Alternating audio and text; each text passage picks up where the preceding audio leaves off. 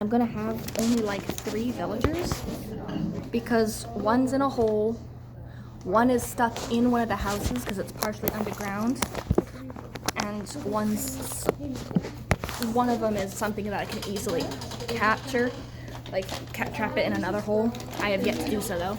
And it occurred to me, why don't they just build a wall around the garden area? Because there's only one garden. Oh, okay. And there's only one farm plot. And so I just get in there. Yeah. Yeah. Also, they have an anvil, which is pretty cool. I'm surprised they don't trample like the crops. They gotta jump on it. And of course, it isn't coded into them to actively seek it out and do so. Mm-hmm. Like the eggs are like now. the turtle eggs, yeah. But I was so happy to have the hopper, or the filter, like the hopper, so that I could make the filter out of it. I got a bunch of anybody who didn't get their I got a bunch of flints, and I was gonna make a buttload of arrows. But the arrows require string. Oh, and you I don't have enough string to do all of that. I'm just giving up on that. Mob farm. Did you not get one? No, I have actually one. I ended up just wandering around in my general spawn area looking into caves because I was better equipped armor-wise and tool-wise. Read through this because we're going to cover that first off. I found like And a full also, iron ingot of iron. there were just a few simple things I Like wanted in the you to village? do in Just in the local area. the I was canvas so class. happy. So That's cool. there was like a little introductory thing, and if you stuff we don't did already have like some sort of photo and information about you on a profile, on your Canvas profile, go ahead and make sure you set that up. And also, if you want to have your notifications on for like notifications about this class or other classes, that's where you can turn those on as well. Okay, so has everybody, I guess raise your hand if you're not in a current, like, Shasta College class. Alright, so you probably are all really familiar with Canvas. Sometimes I get people who aren't, so I always have some sort of little intro kind of thing, or survey or something for people to do just to get there, just to kind of force people to get in there and get to know it. So, if you haven't, please, regardless of whether you're familiar with Canvas or not, please go in there and do the little survey, like intro quiz thing, okay? This was I think I have that due tonight or tomorrow night. Why? That's crazy. And It's more than 10. It doesn't even look like it's meant to do that. It's not supposed to. in place of doing a,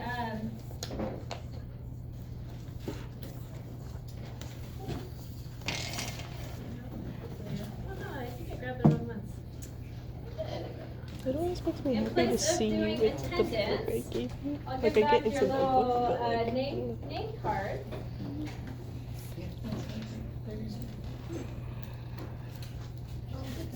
the class where there's no class. Could I have one? Yeah. Well, as beneficial as a bunch of arrows would be, I simply can't afford it right now. However, after spending all of my iron ore on the saw, I then got a whole nother ingot simply from local area mining. So I think I'm going to do more travel and open ground exposed ore You guys mining. remember where Natalie is? Who's Natalie? Wait. Let's see if you guys can all like point to. No, yeah. Where's Natalie? It was in that direction. I think so. Are you trying to confuse everybody? It was in that Where's Catalina? Ah, these are the two rambunctious ones who are introducing themselves. Only does know. Do you all remember who Alicia is? There she is. I know who Alicia is. Just testing the class there. Alright. You all remember where Gaia is?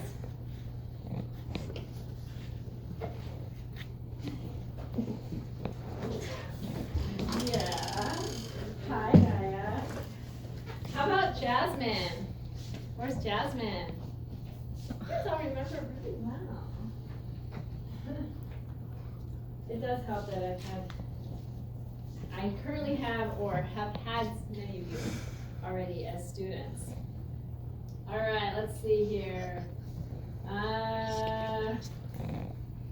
We've got Minga. Where's Minga? There's no Minga. This table over here is really split. Okay, cool. Maverick, you guys know where Maverick is? No, Maverick. never heard of that. Maverick. And Caitlin. I don't think she's here, Caitlin. I don't think she's either. Oh, where'd you come from? And we've got Oceana. Anyone remember who Oceana was? No one remembers who she I didn't actually get a chance is. to look This at is your a really awkward moment. drawing till probably looking at it closer now. Carlos. Where's Carlos? Carlos, okay. And Alex. Do you remember where Alex is? Hi, Alex. Hi. Will I help you remember you with your cute little stick figure going, hi. It's always great to. All right. Does anyone remember who Olive is? Hi, Olive. Good. How about Desiree? I don't think Desiree's here. Oh, there. And then, I don't know, this one got over here somehow. Cody. Cody. Hi, Cody.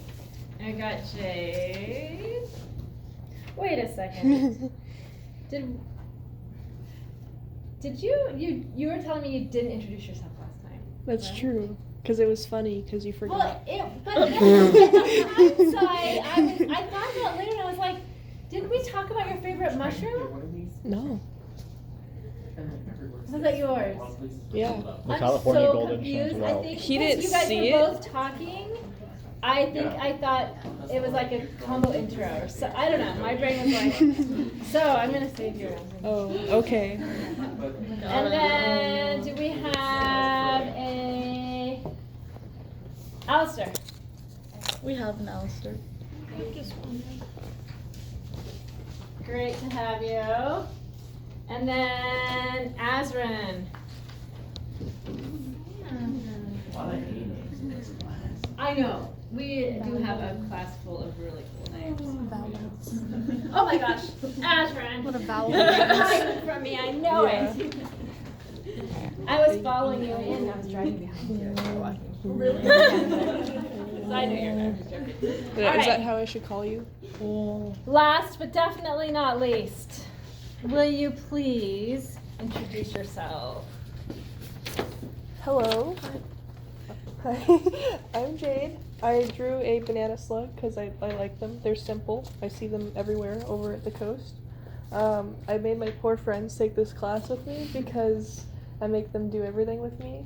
And my friend Taryn told me that this was a wonderful class, so Awesome. yeah.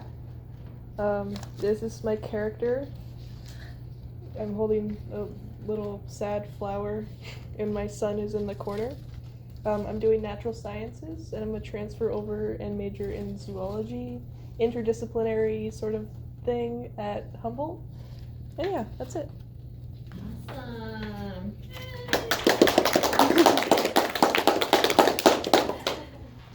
Very cool.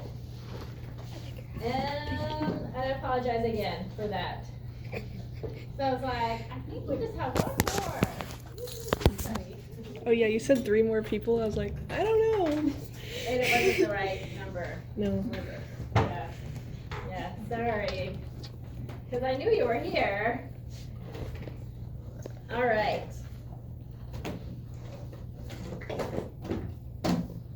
So let's go ahead and start this class period with just going over the syllabus. We've talked about certain aspects of the class already, but I want to. I also asked you guys to read through it and then we can discuss any questions you might have, especially since this class includes a 3-day weekend field trip that can add I put my name on my to laptop. potential questions. So we'll cover kind of a little bit of our itinerary, though that might change a bit, and then also the packing list now, so that we can be thinking about things and what you might need, or what you might need to get, what you might need to borrow, or go to family or friend's house and go through their stuff, or whatever you need to do. I've got some extra stuff too.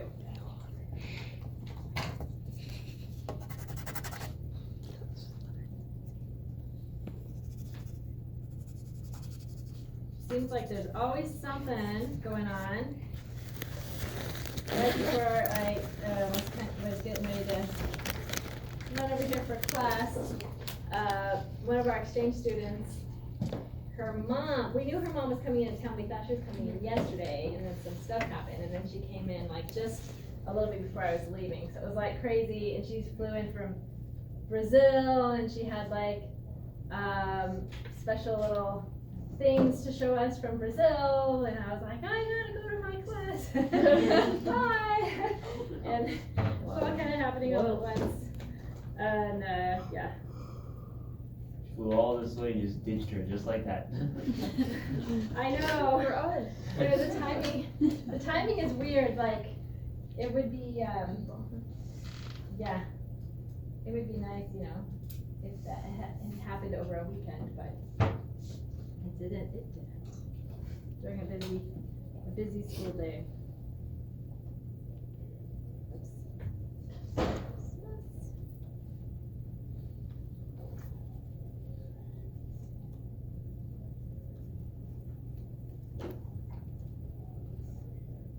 Okay, so, looks like our lights are reversed.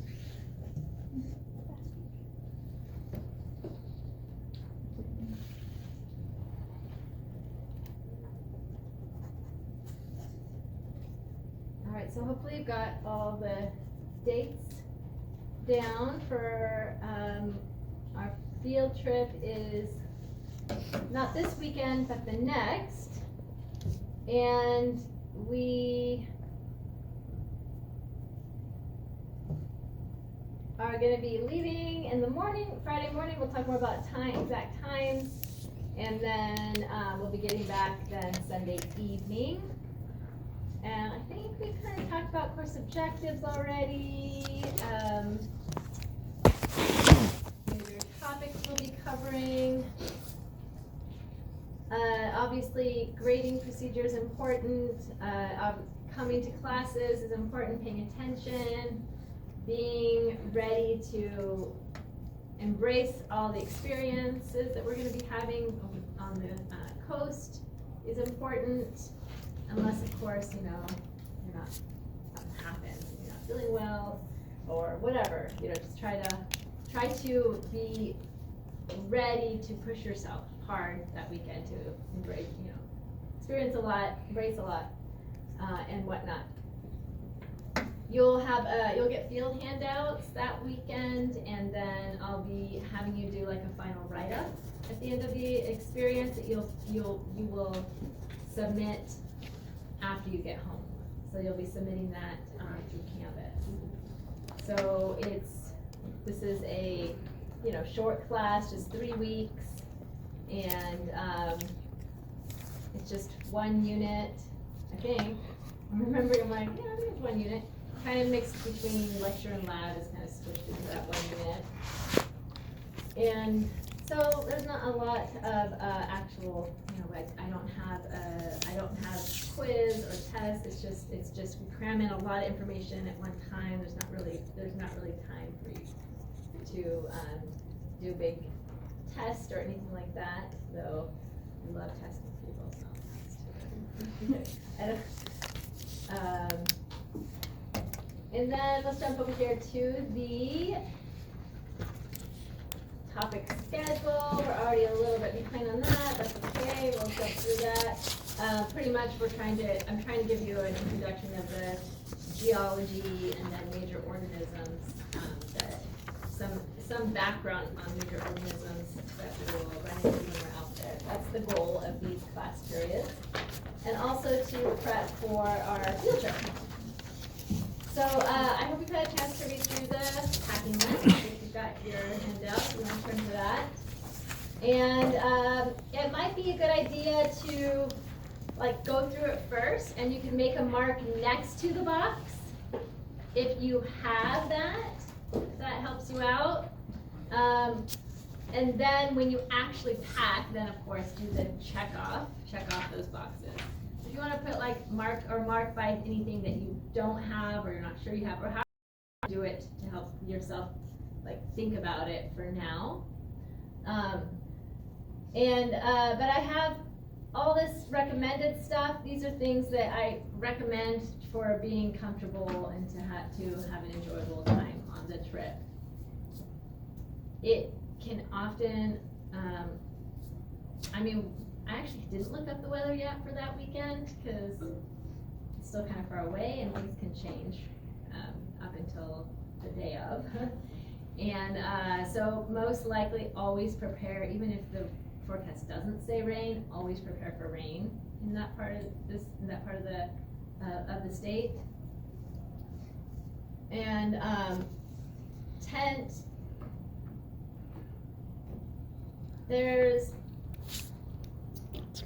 We only have 2 campsites, so we are gonna be pretty squished, but one of the sites is big, it's pretty good sized, and so we should be able to fit, everybody's tent on there. If everybody has a single tent, that's gonna be hard to fit all of our tents.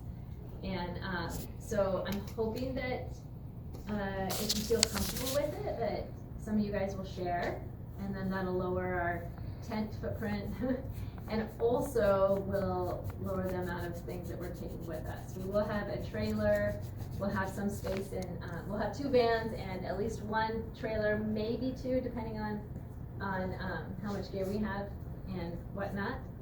And then there should be some space on the vans as well. So tarp, and for that tent, make sure your tent has a rain fly that doesn't have holes in it, because if it does rain that can be pretty much a problem. If it rains a lot, sometimes you don't realize it when you set up your tent, but sometimes little streams will form and go through your tent. So you always want to make sure, even if you are feeling oh, my tent's really waterproof, water might still get in your tent, so just be ready for that. That could potentially happen.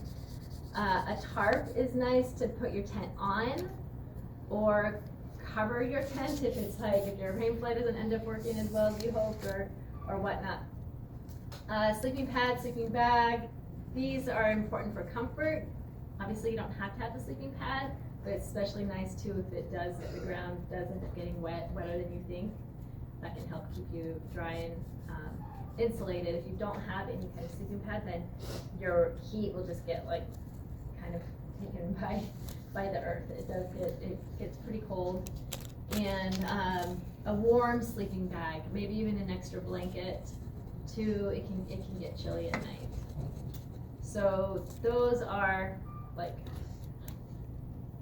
I should say required. I've debated splitting up some of the recommended into required things because otherwise, I don't want to worry about anybody getting hypothermic if you're wet and cold. And then, of course, these are kind of items that aren't so necessary. Camping pillow, if you have a soft a fleece jacket or sweatshirt or something like that, you can just bundle that up and use that like a pillow, or maybe you don't even use a pillow. It's up to you. Headlamp or flashlight is really nice, especially if you have to go to the bathroom in the evening and want to hang around camp. It gets dark around 7-ish, and depending on what's going on during the day, we may not be getting back to camp till after dark. And so then we're trying to set things up and maybe throw together a quick dinner or something in the dark. and we'll have a couple like lantern-y kinds of things we'll have a designated sort of camp, very basic camp kitchen area with a couple tables, and we'll have some light there. And then of course, extra batteries for the flashlight, rain jacket, warm jacket. Down is fine, obviously nice and warm and packable, but if it gets wet, then it's not going to give you very much insulation, and so you want to make sure you've got a rain jacket to go with that. Fleeces, anything like wool or like a fleece kind of material, those things when they are wet, they can still keep you warm. And cotton, if that gets wet, that's not going to keep you warm either. So think about like either thermal kind of like an underlayer, warm layer, that if it gets wet, so that you don't have cotton right there, if it gets wet, it can still keep you warm. So like a type of wool, like an animal fiber, or synthetic material as well can work like that. Warm jacket, these are really, it's really important to have, you might not realize how chilly it's gonna be out there. So having a warm jacket, warm hat, rain jacket, hat with a brim. You don't have to have that, but like if it is really raining, it's nice to have something that keeps the rain off your face. I don't know if you're gonna need it so much for sunburn, for sun, but you never know, might be sunny. Might wish you had something to cover your face. I say at least 3 changes of clothes. I honestly don't care if you wear the same outfit the whole weekend. Maybe your tent mate might.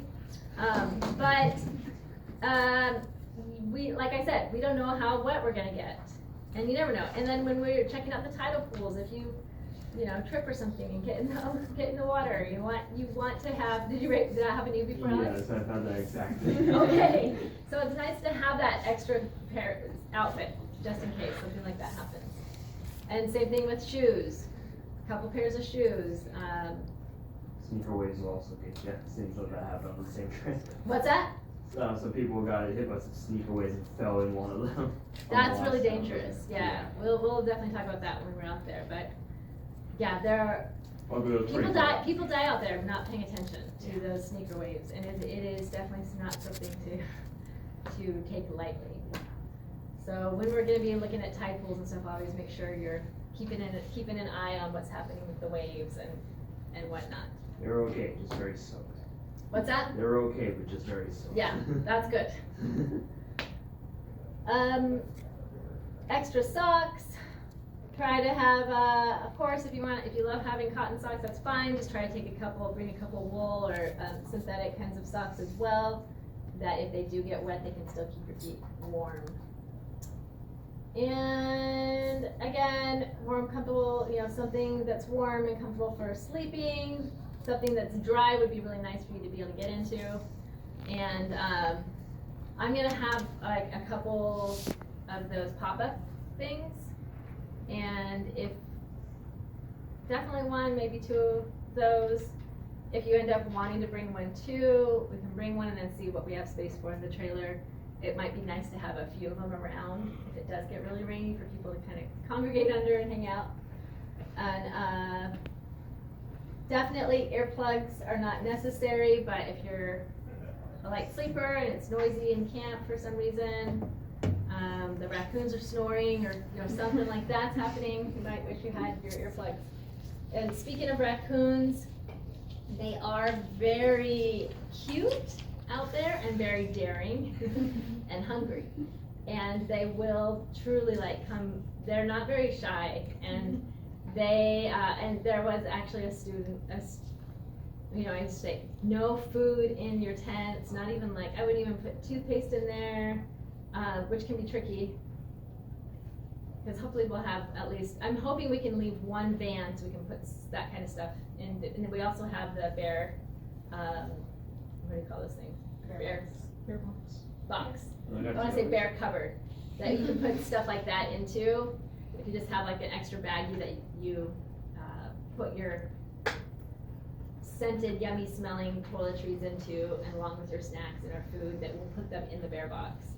Because raccoons, so this one student had, I don't even remember what, I think he forgot he had a granola bar in something, and a raccoon came and just like, or multiple raccoons maybe, they like, you know, had a great time in his tent, threw stuff around, and stuff was like scattered down the little road in the campground. I've had people on those trips where they leave their sunscreen in their tent and they tear up the tent for the sunscreen. Yeah, anything that smells good, like scented, like deodorant or toothpaste, or even like yummy smelling lotion or lip balm, you know, those kinds of things. Which is tricky because I'm like, what if my lips get dry in the middle of the night? Like, have it right there, you know? But like, yeah, so I mean, I've been known to forget that kind of stuff, and I luckily haven't had that happen, but I have had things chew into my backpack. Just setting it down to like go use a tree or something. Something will come and like try to get it. I mean, some of these guys can be pretty vicious. Let's see. So for shoes, definitely a couple pairs of shoes. I would almost even go with like, I mean, obviously we need to worry about space, but I'll probably take like 3 shoes. Like something that I feel like I'm totally fine with getting wet in when we do Fern Canyon and when we're doing like the tidal pools. And then something that's good for hiking that I want to keep dry, but will probably get wet too while I'm hiking. And then something that's not wet that I can hang out in if it's not raining and that's comfortable or something like that. So, so you don't have to bring 3, but I probably will. And what else? There are bathrooms there with a shower, and it is a coin-operated shower, but sometimes I've heard that sometimes it just works without having to do the coins. So if you really want to take a shower, bring some extra coins just in case. We may natural insect repellent, sunscreen. These are things that are nice to have when you need it, and we just don't know if we're going to need it or not. So it's a good idea to bring some of those kinds of things. Hand sanitizer, day pack. Obviously, you have some sort of duffel bag or some sort of thing that you're going to put your gear in that you're going to use for the weekend, but then also a day pack to have with you in the van with your sack lunch and the things that you'll need. I am wanting you to bring at least food for 3 sack lunches, and so whatever that might be for you. There will be a couple of coolers that have some ice in them, so if you do need some things that need to be on ice, you can bring your own little cooler. You can also bring some stuff to put into the group coolers, okay? Some breakfast snacks as well. I will bring some things to share. I don't know exactly what it's going to be yet. It just sort of depends on how things go, but I'll probably have some sort of veggie or fruit kind of thing, and maybe muffins or something like that to share. But think about what kinds of things that you like to have and your dietary requirements. I would like us to. I wanted to bring up whether or not you guys would be interested in doing like a group dinner one of the nights. Like something like a burrito or taco fixings or something kind of simple like that. Anybody have any ideas? Any stew, a stew that everybody can eat would be nice because it's easy because you put it on the fire. Yeah, a stew would be good. I actually did that one of the times. I actually made a big pot of chili, and I was all excited because I'd already made it, and I had like 2 big pots of chili that we brought out on the trip. And then we got back really late to camp, and it took a long time for that chili to warm All for it was this one up. And that that didn't happen. But if you're just like, when is it gonna get hot enough to eat? People are starting to like drop like flies or getting too tired. And I'm like, oh, you guys want some chili? And like so yeah. So we could and that's the thing that's tricky. It's like I love having that time to like hang out at camp and like all be involved in preparing, but it's you know, there's so many things we're trying to fit in that we may not have that wonderful time to do that, so it might be nicer to think about if you have something that's pre-made like that, but maybe maybe we separate it into smaller pots so they heat up faster or something, but like making it from scratch, I don't know if we'd have time for that. So yeah, what do you guys think? I feel like burritos could be pretty versatile, like veggie or not.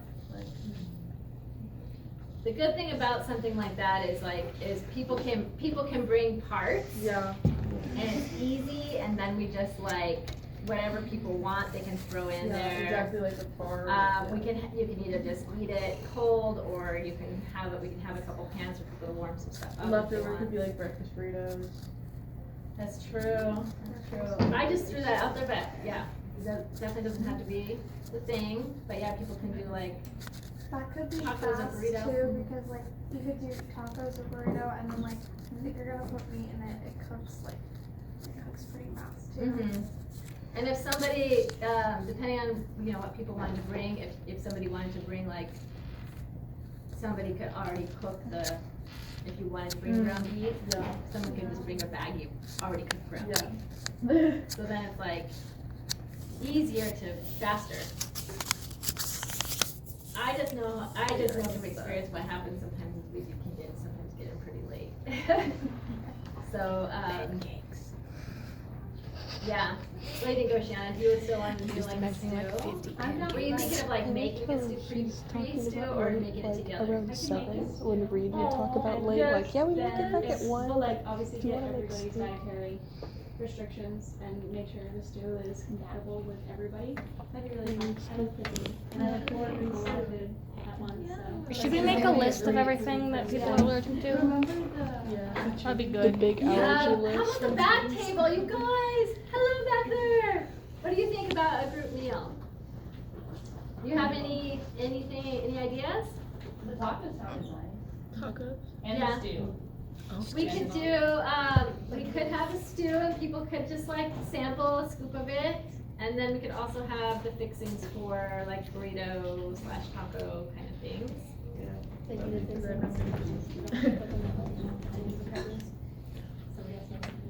Yeah, that's true, yeah. Out of curiosity, are we gonna make any like store stops to pick up extra ingredients that are like a bit more perishable or anything? No, because we'll have the ice chests. Oh, So if we can bring what we need, and then if we have to stop at a store, we can. But to not plan on that, I would rather not take I that won't time. hash my bets. What's that? I won't hash my bets on that. Okay. Yeah. Will we have the opportunity to cook? Like we're gonna have a fire every night, right? Well, it just depends on how late we get that. Okay. I definitely would like to have at least one of the 2 nights have a fire back at camp. The other thing is that we are planning to meet up with a couple Yurok folks where we're gonna learn about salmon fishing, and also that'll be part of our meal. If there's folks here that don't eat salmon, I was thinking of just bringing the stove and bringing the stuff to make like a batch of spaghetti to go along with the salmon for one of the nights. And so there'll be a fire then when we do that. And then depending on time, we might have a fire another time. When we do the salmon, it's gonna be up in the Klamath area, whereas with if we do a campfire back at camp, which I would like to do, and we can plan on that. It's good to remember to be flexible. And then of course, if it's really rainy, that might not be the best. But so, what were you thinking of doing with the fire? I don't know. I like cooking while camping, so I know. I just want to see if there's an opportunity to cook like our dinner, even if it's just like our own personal on a fire. Yeah, and that's the thing too. If any of you are like, I want to do some like a personal thing, you totally can. So so we can like think about this, and then maybe like after our break today, I can write some things up on the board, and we can decide like who wants to bring what, or if some people might want to just do their own thing, that's fine. But yeah, I mean, I'm all for like focusing on the camping and cooking around a fire. It's just with this trip, it's so short and there's so many things we're trying to squish in. It's hard, it's almost like we need another time to focus on that.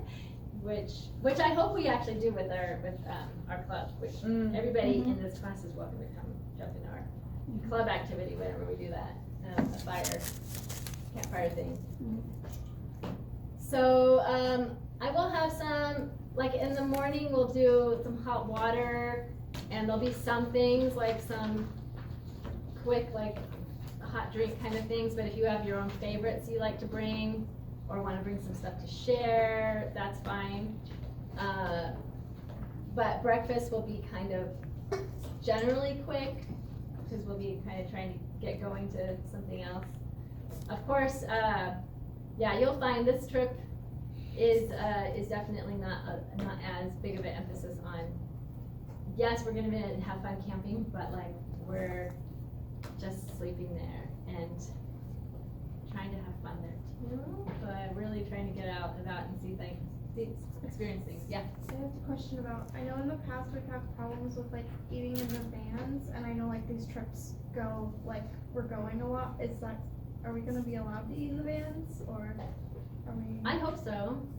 Most of the vans that I've been on these camping trips have had no problem. Yeah. It's more like on shorter field trips they've been a little more strict. All the ones I've been on with like Reed that are the weekend long, there's been, I always ride with Reed, but there's been other bus drivers that have problems with it. But Reed's been fine with it. Reed's been fine with Yeah. it. So I It depends on the driver, but, and I don't know who our drivers are gonna be yet. I'm hoping we'll be able to eat in the bus. I in just the feel van. like it gets fast and like we're Yeah. hiking and everything. Yeah, and sometimes it can be tricky when, especially if you don't like to walk and hike, like I'm fine like chewing on stuff while I'm hiking along, and but some people they like sit and have their meal, and sometimes it's hard to find time for that when we're off rushing, or so eating in the van could be a nice option as well. So yeah, hopefully. Let's see, what do we have going on here? Anything I want to mention? Yeah, it's nice if you bring your own plate bowl utensil, something that you can like easily wipe out, rinse out is nice, so that we're not making waste with like, paper and plastic kind of stuff. If you could bring your own thing. Any questions about this list? We don't have to go through every little thing. I'm just looking at things I want to discuss. Yeah. Is like a little pocket knife okay? Uh-huh. How little is it? Is it like this big? Like a sword? It's a pocket machete. And then these things, of course, are optional. I'm sure there'll be a few chargers in the van that, your phone's compatible to. Hand lens, if you have these, and of course your camera, binoculars, these kinds of things will be nice to have if you want. And I'll have a lot of nature guides, but if you have some others that you want to bring, and lantern. Okay.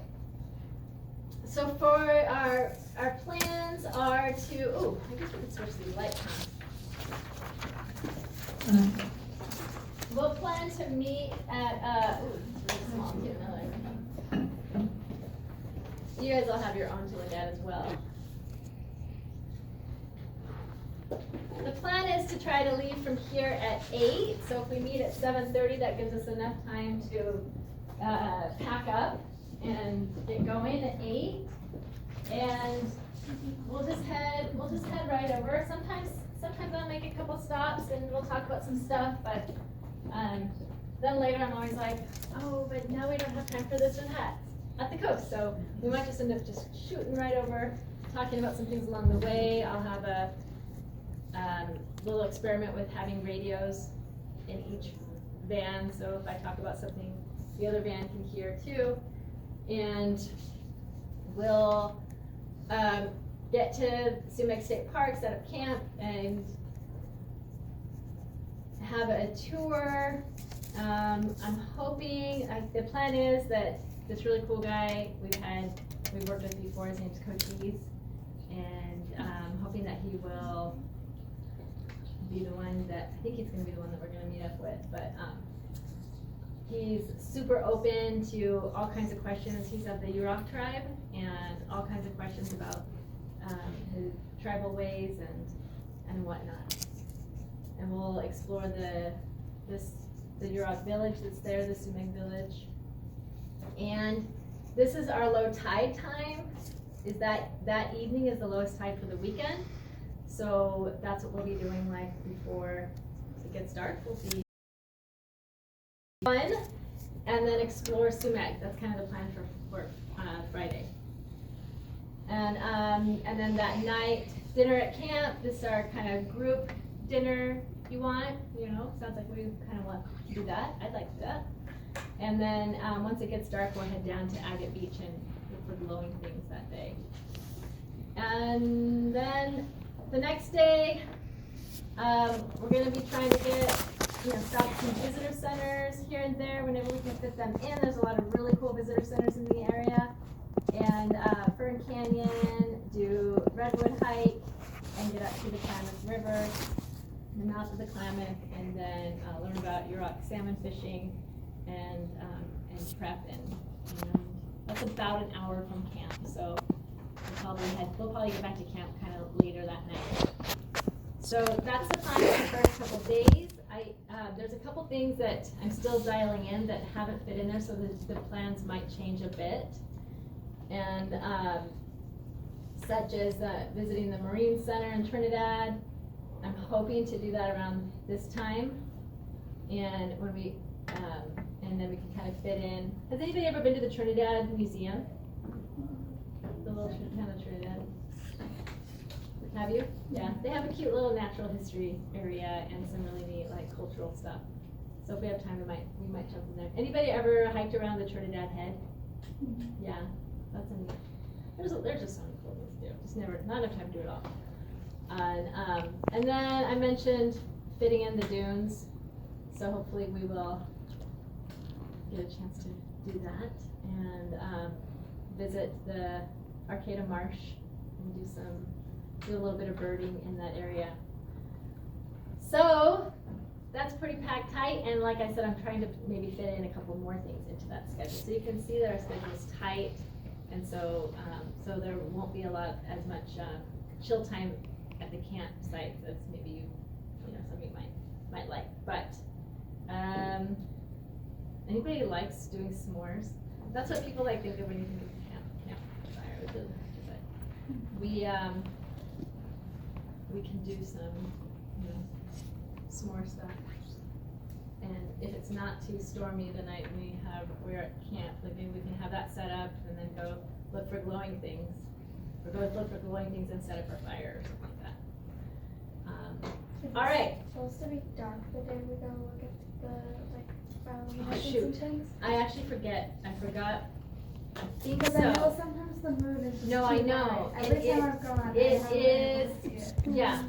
Well, I'll show you guys. We'll pull up the tidal chart, and the tidal chart in Trinidad also pulls up the lunar cycle. So we'll check that out. That's a really good question.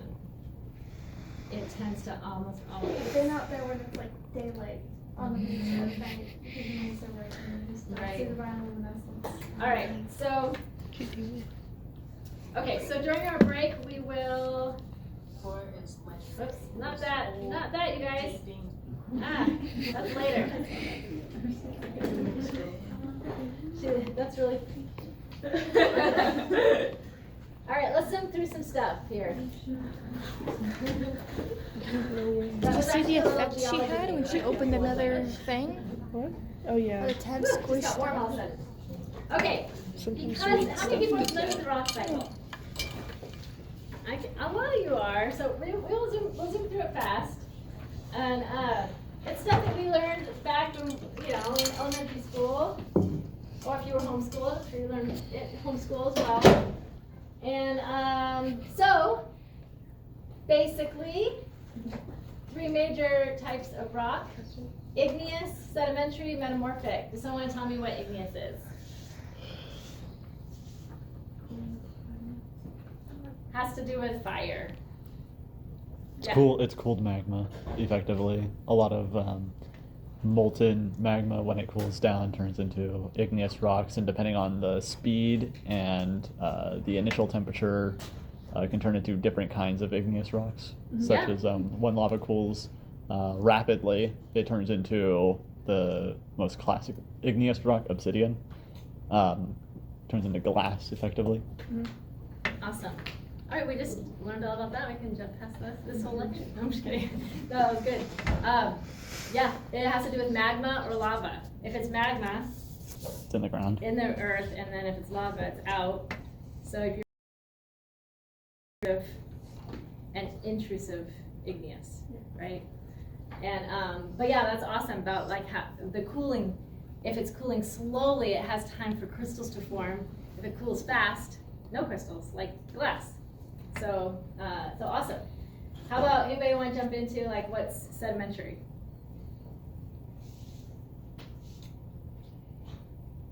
The sediment. Go ahead, go again. I can see So it. it's a lot of small rocks put together in a bigger rock. Yes, very nice. Small rocks becoming big rock, teeny tiny rocks. Yeah. Well, Uh, how? what's that? How? Like How? layering, like compression, like Like It's a, Yeah, lots of Yeah. layers of sediment compresses the deeper ones. And so then they'll they- just kind of like- Slowly form. And they start to like squish together. yeah, think Almost like in layers. fusing. Oh. A lot of, sometimes it'll include like There's a, one called a conglomerate, which is like a really big version. but yeah, they'll have like really big chunks.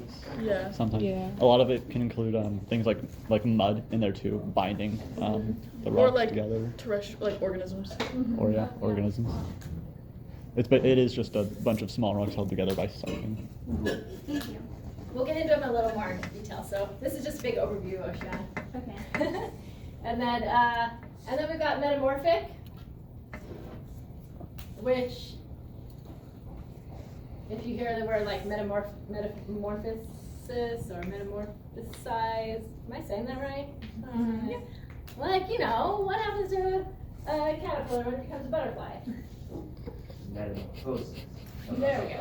That's good. Gets Yeah. melted. Is that a right word? I don't know. Sounds good. But anyway, It all starts so with the changing. caterpillars So we've got underground. igneous rock or sedimentary rock, and then with heat and pressure can change and become metamorphic rock.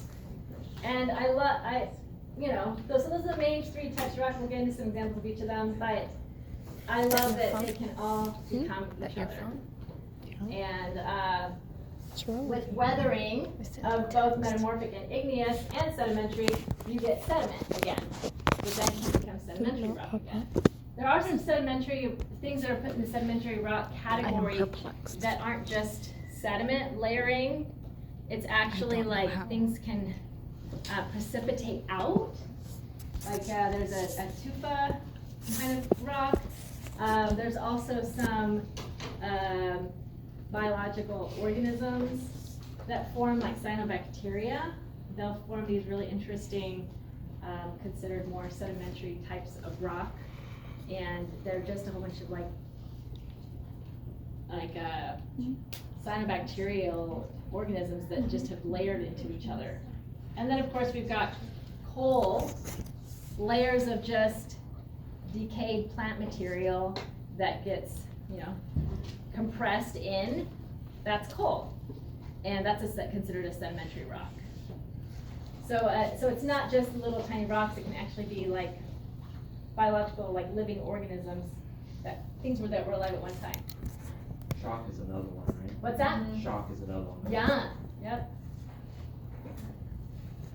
So, and then with this whole process, so many different things can occur to help make sedimentary rock, and then you also get, the layers can compact, but then if there's heat and pressure involved, then that changes to the metamorphic, and then those can melt and then become magma, and if it goes If it leaves the earth, it becomes lava, and then cools, it's extrusive. And then all this crazy stuff happens with the earth to push stuff, uplift things, and then break them down, and all that. So, so these are some examples of intrusive igneous. So igneous rocks, remember, are from magma, and if it's intrusive, then they cooled inside the earth. So, and you can see these pretty decent sized crystals here, they cooled slowly, so crystals were able to be formed. On granite, diorite, and where we live, we do have some decent, more granitic kind of rock in Castle Crags. So that was all like a big magma kind of chamber that cooled way far down below the earth, and then it was uplifted, and then you rode it away to form really beautiful Castle Crags on your way.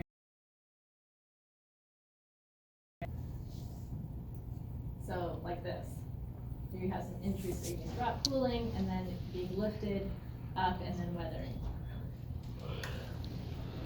So if we think about where some of those kinds of rocks are, obviously the Sierra Nevadas, think about Yosemite. But we're focusing in on this region here, and we will be passing through some of that area as we go through kind of the side of the Trinities and follow along the Trinity River. There is, through the Klamath Mountain region, there's some nice granitic rocks. Speaking of Klamath Mountains, as I was driving in, I saw on the reader board something for Dan's class. Meaning, makes me wonder if he's still like accepting people. I think it's full. It is full? Yeah. Oh, they didn't take that down then. Because I got excited and wanted to sign up right then when I saw it, but I was like, oh, it's full. So, jump past this. Oh, there's Castle Crags. We gotta go faster. But anyways, it's just amazing just thinking about all this was underground at one time, cooled, and then it was uplifted. And then a lot of glaciers came through and carved out a lot of those beautiful faces and whatnot. Right down here, this is more like big picture California, but these are the major places where we have this kind of rock. The peninsular ranges way down near San Diego, and then right up here in the Klamath, and then Sierra Nevada. So extrusive, like Maverick mentioned, we've got obsidian, which cooled very quickly, so you don't even have any crystallization forming. I do have some examples to pass around. There's a couple little air bubbles in this, but I don't think any crystals are in that. Pretty nice chunk of obsidian. We also get a little bit of crystal formation in some of these, like andesite, basalt. You can sometimes find a little bit. I think so. It was kind of funny. Many people do it. And here, this is like some scoria, which I don't have an It's example like a up there. $500 fine. Do I have some comments? And I get $500 Comments would be I really know. Yeah, you better pick up a more lot. light. So here we have another extrusive volcanic rock At the here. at the rock And show, this they would had be so the kind of many thing that you large use pieces to of rainbow obsidian. Scrub your feet. You've got some calluses. Beautiful. Mm-hmm. $100. It's like, no, I'll go steal them from the mountain. If I can get my hands on some pre-cut rainbow obsidian, I can make some beautiful pendants with some silver wire. Well, we could go up to Glass Mountain and cut some. It's not rainbow, but It's gotta be Alright, so just rainbow. look this way. I'm gonna walk here. It's gotta be rainbow. it's got to be It's rainbow. gotta be. Great, you guys go around. It gets boring looking at the front, right? Going back here. Right now. No. Here's a little bit of, let's see, I think I have my own table and I This is crawled some all diorite. over yours. I Diorite. just bother you. It's okay. And this is more like a granitic. These are some collections that we have. I did not steal anything from Mandy. Sometimes I do borrow stuff from Mandy. Let's see, did I borrow? I need to sell more cabochons and pendants. so that I can justify the purchase of a second spool of wire so that I can Alright. make obsidian. So moving along, do you guys have any questions so far? I'm familiar with So we're this. gonna keep these going around, not that one yet. Okay, did I skip? So we got pumice, do I have some andesite? I think I don't have andesite for you. Oh, Minecraft. Lost the trifecta. It's like one of my favorite Minecraft building blocks. So, oh, here's some basalt. It's not sweet. Here's a nice chunk of basalt. So the basalt and the scoria are really similar. The scoria is more of the sharper reddish one. But you can see these ones have a lot of gas. So this would be extrusive igneous. You guys got the difference down? You guys got it down? Igneous means fire formed from magma or lava. If it's magma, It kind of looks like meat. it's intrusive, in ground. They lava, burned the outside of a extrusive. steak. It's like charred. And here we go. Here are tertiary quaternary volcanic rocks. The Modoc Plateau and around Lassen, the Cascade Range.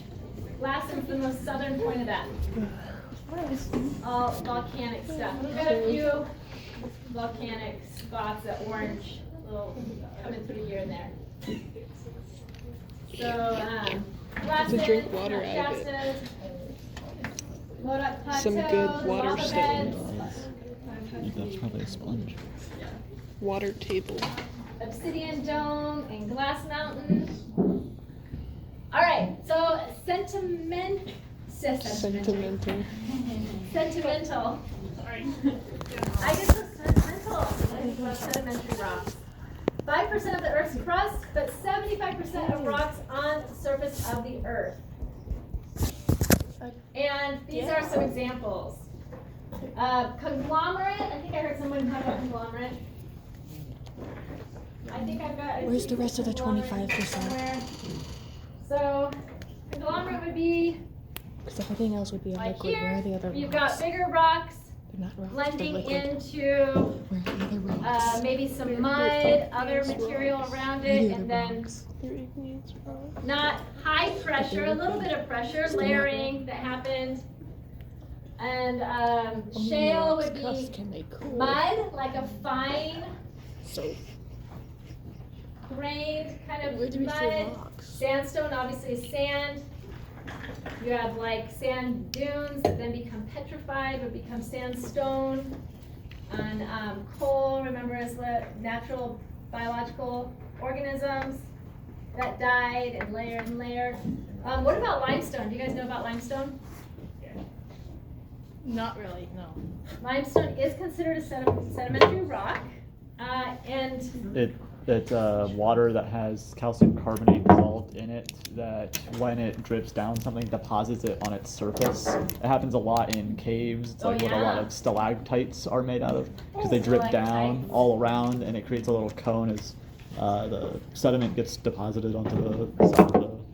and then you get the stalagmites forming from the drips.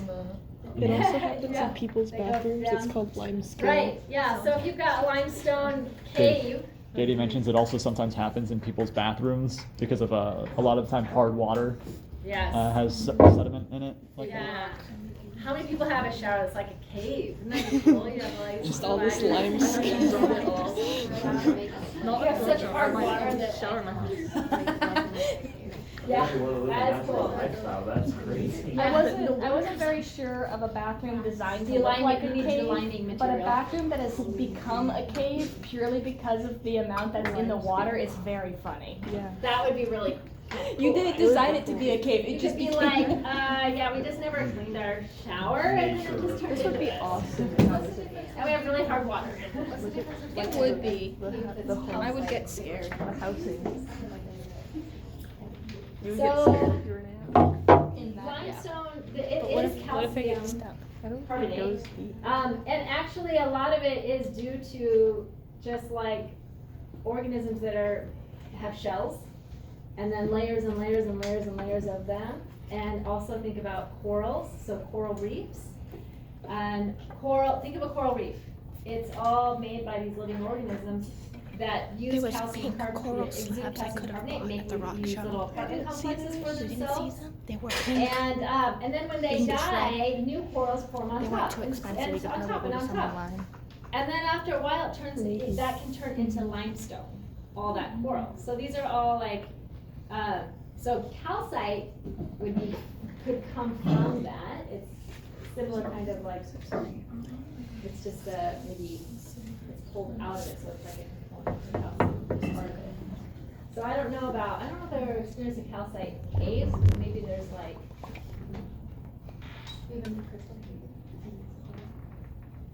no. I don't know, but I'd like to go. I have to go. So, is that like quartz? Oh, man, I haven't got soft. Oh, so that can precipitate out of limestone. So I think there's a limestone component there too. So, but you often see in limestone, you often find fossils. So, so these would be,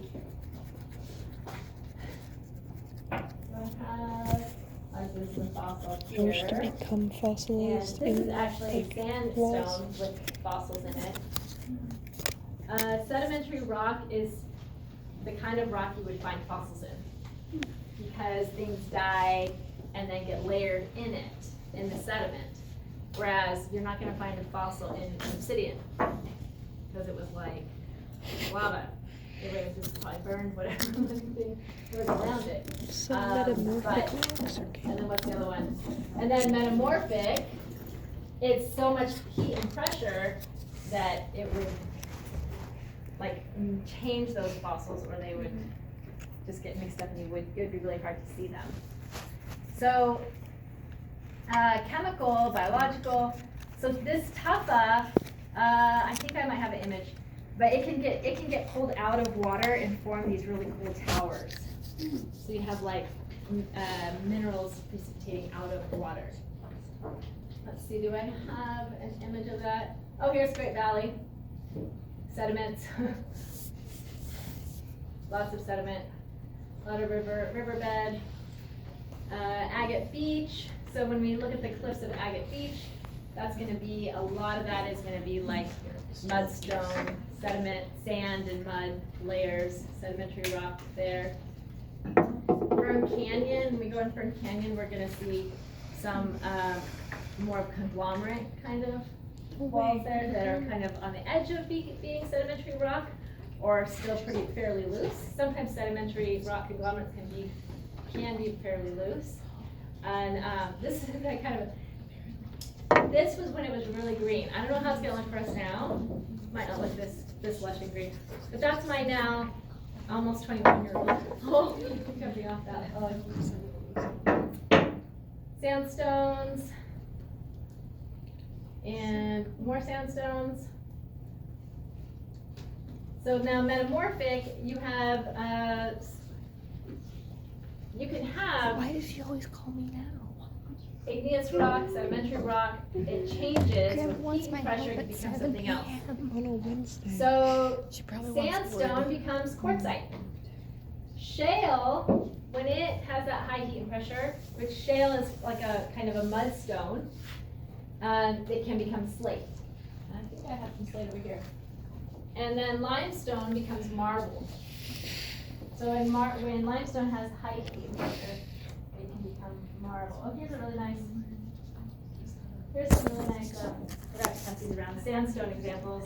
This one has some great, like wave action from a lake. This one has a impression of a fossil leaf in it. All right, so metamorphic rocks.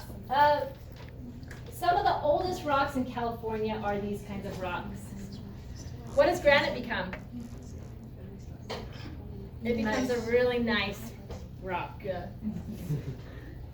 And you can see these crystals, they get like warped. You can just imagine that high heat and pressure, just like messing with it. Oh yeah, I do have a good one right here. This one is a crossbed, right? Yes. So here's some nice. This is is a nice rock. I'm gonna start on this side. You can see those nice waves and crystal. Like there was still some crystals in there.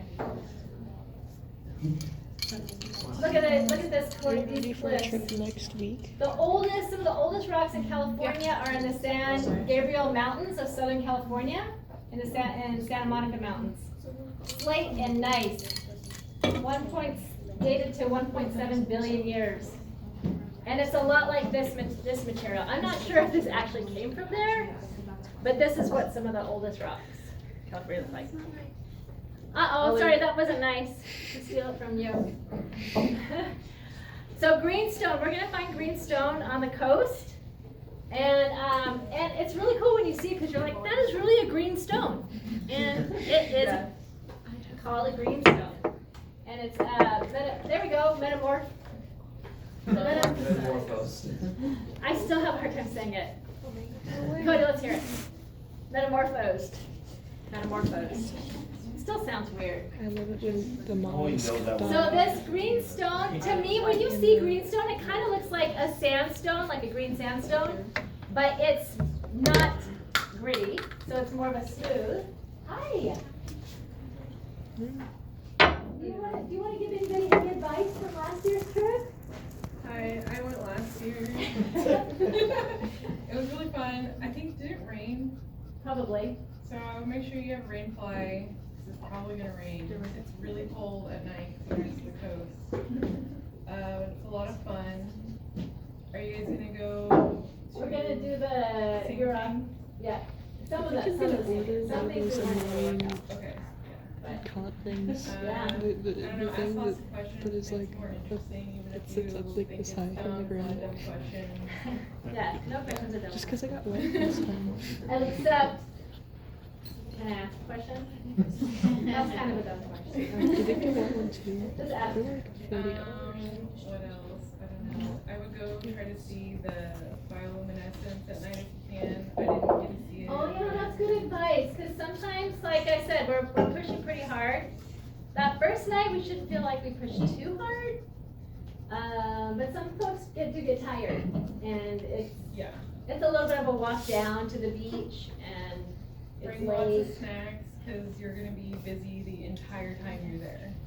From That's good the advice. time you Bring wake up snacks. to the time you go to bed, you're gonna be busy. Yeah, I think that trip when we did the battle, we were running so late, we didn't do that till midnight. That was exciting. So we lost like half a group. Average We're like, raid come on, trip. pulling them out as they come back. Let's go. Yeah, be adventurous, have fun, don't be shy. I don't know. Well, that's all really good advice. Yeah. Awesome. Thank you. Have fun, guys. Thank you. See you. Yeah, I'll see you in fall. Oh. If you're doing this. Yes, yes. Yeah, we have you in there. Do you think we could? All right, so Jesus, heavy. oceanic plate volcanic rock, greenstone. That's what we're talking about. It's really cool. Do you Thinking think about there are that? any When we cool get into oceanic plates, cabochons we can make? do you keep feeling like someone's saying your name? Yeah.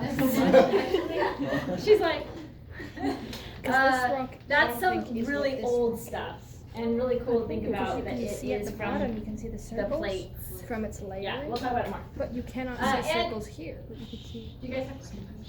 No, sorry. I do love, I do know, I love that this side chatter is about the stuff we're talking about. Why can't you see layers on the top, but you can at the bottom? It looks like a different rock that's up there. Than here. Yeah. Yeah, sometimes you can actually see more of the, are you talking about the rings that we should be able to see in there? That's fun. I think it might have, I don't know, it might have got broke in a weird sort of way. Looking at it, it looks looks like I it's thought this, touched I on thought, another one. I mean, if I'm remembering correctly, I think This is a nice Is a piece really of big ancient horned coral. riverbed.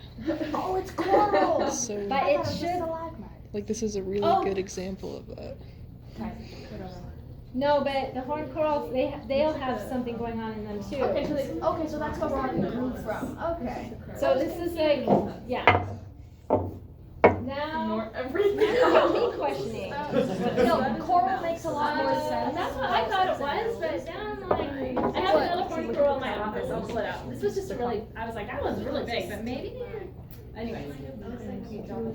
Setting. All right, so here, if we I wish there were future look talks at in it. look at greenstone with a microscope, we would see cool little crystals like that. That's what that is from. Agate hunting. You never know what's happened with like the storms, the waves, or whatever. But when you go to Agate Beach, also I like to go to Big Lagoon Beach, which is just north of Agate Beach, or like the same stretch, which is further along. Sometimes you go and it's just like covered with so many cool little rocks. You can just sit there. I can just sit there for hours, just looking at all of them. And then other times you go and there's just little patches here and there. And it's just like a sand, which if you had a magnifying lens, that sand looks really cool too. But trying to find some agates would be a little bit. We will try to do that a little bit. And so trying to make sense of agates, it's pretty interesting what happened here. And it has to do with volcanic activity. And there's like bubbles that then silica there's little bubbles, so air pockets, and then silica like seeps down into these air pockets and fills up those areas. And sometimes it can do it sort of in a layered kind of look. So then you see these kind of, sometimes even more so, like almost layery sort of looks to them. And so then in the ocean, when these volcanic rocks get rubbed around, tumbled around in the ocean like in a big rock tumbler, then the volcanic rock on the outside gets worn away, and then you're left with what's inside, which I don't what like the feeling of it. built up inside those little air pockets, air bubbles. So the way to tell you have an agate is being able to hold it up and seeing the light through. And anybody, raise your hand if you've seen it, if you've been able to find agates before. It was too dark last. We should be able, we should be able to see some. And here's some nice little, this is actually a really nice one, agates of the Pacific Coast, a little pocket guide, I'll pass around to you. But it gives some, sometimes you'll even see some that are almost like partially a fossil that's kind of been agatized. So check that out. And here's another nice little handy guide that goes over some of the rock stuff that we're talking about. What is this? That one is a conglomerate, so that's a sedimentary. That makes sense. Yeah, it's got like some interesting layers happening and some rocks inside of rocks. Yeah. Mhm. Sometimes these can seem like they have rocks inside of rocks, but those are different, right? This was just crystals. Just forming. larger. So really quickly, fossils are very cool. And we've got dated to 250 million years old in Northern California. Some fossils have been dated to be that old. There are lots of shark's teeth in the southern part of the Central Valley near Bakersfield. We've got trilobites in our area, and in Trinity County, got some Dawn redwood that's been discovered, which currently the only actual location where the Dawn redwood was found was in China. Now it's growing all over the place. We have one growing here on campus, but at one time it was widespread throughout the U.S. and China, and right up through the Dawn redwood is this sort of greenish olive green. So throughout the U.S., this is where fossils have been found. And all along here, this is the living, where the living one was found, and then the bright green is showing coastal redwood. So coastal redwoods fossils have been found, look up, even up here. So both those kinds of redwoods were very common. And then anybody ever visited La Brea tar pits? We're obviously not going to that part of the world, but that does give us a sense of what kinds of organisms, what kind of animals were living around California a while ago. because a lot of those critters got stuck in these tar seepages, and the oldest is 40,000 years ago, during the Pleistocene. They found fossils of camels preserved, bones of camels preserved in the tar pits, and mammoth, saber-toothed cats, and that's our official state fossil, California. Fun fact, and Teratorn, one of the largest known birds, 12-foot wingspan, 30 pounds. The ground sloth.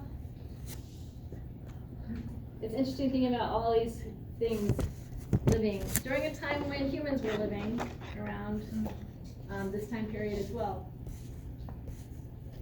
And horses.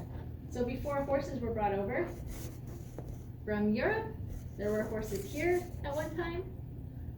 And they think of them as being like similar shape to a zebra. We don't know, like, that's artists like to put zebra markings on them, but we don't know. And wolves, a little bit different. Wolves than the timber wolf or gray wolf that we have now.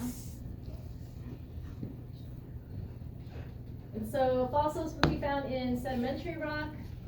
I thought this picture was earlier. This is what I was talking about when you have the tufa towers that form out of the water.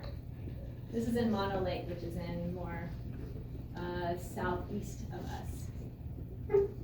Okay, so that's really quick the rocks, talking about rocks. And this gets us to flow right into, I forgot I separated these out, formation of California. If you need to stand up and stretch, we have a lot of stuff to cover. Or if you want to stand in the back, sometimes I do that kind of thing, stand in the back. So, last time we talked about part of what you guys have quite the rock collection over here, making some rock stacks. Part of what makes California a big part of what makes California so amazing is the interesting geology and the geomorphology of the region. And what happened here? Also, we've got lots of faulting and so earthquakes, and things are changing all the time, and volcanoes. So let's get into that a little bit. First off, in thinking about plate tectonics, we've got the Ring of Fire, and you can see all this volcanic activity along this plate boundary. And right here we've got California. So we've got definitely some interesting plate tectonics happening right under our toes. So thinking about plate tectonics and the drifting of the plates, the movement of the land masses, as you know, Pangea, moving around, and then what we have today. So I won't get into all this evidence of plate tectonics, but we have a lot of evidence with looking at comparing fossils, and then of course how everything fits together. And now we have our continents, and then the plates associated with those. Let's zoom in on what's happening here in Northern California.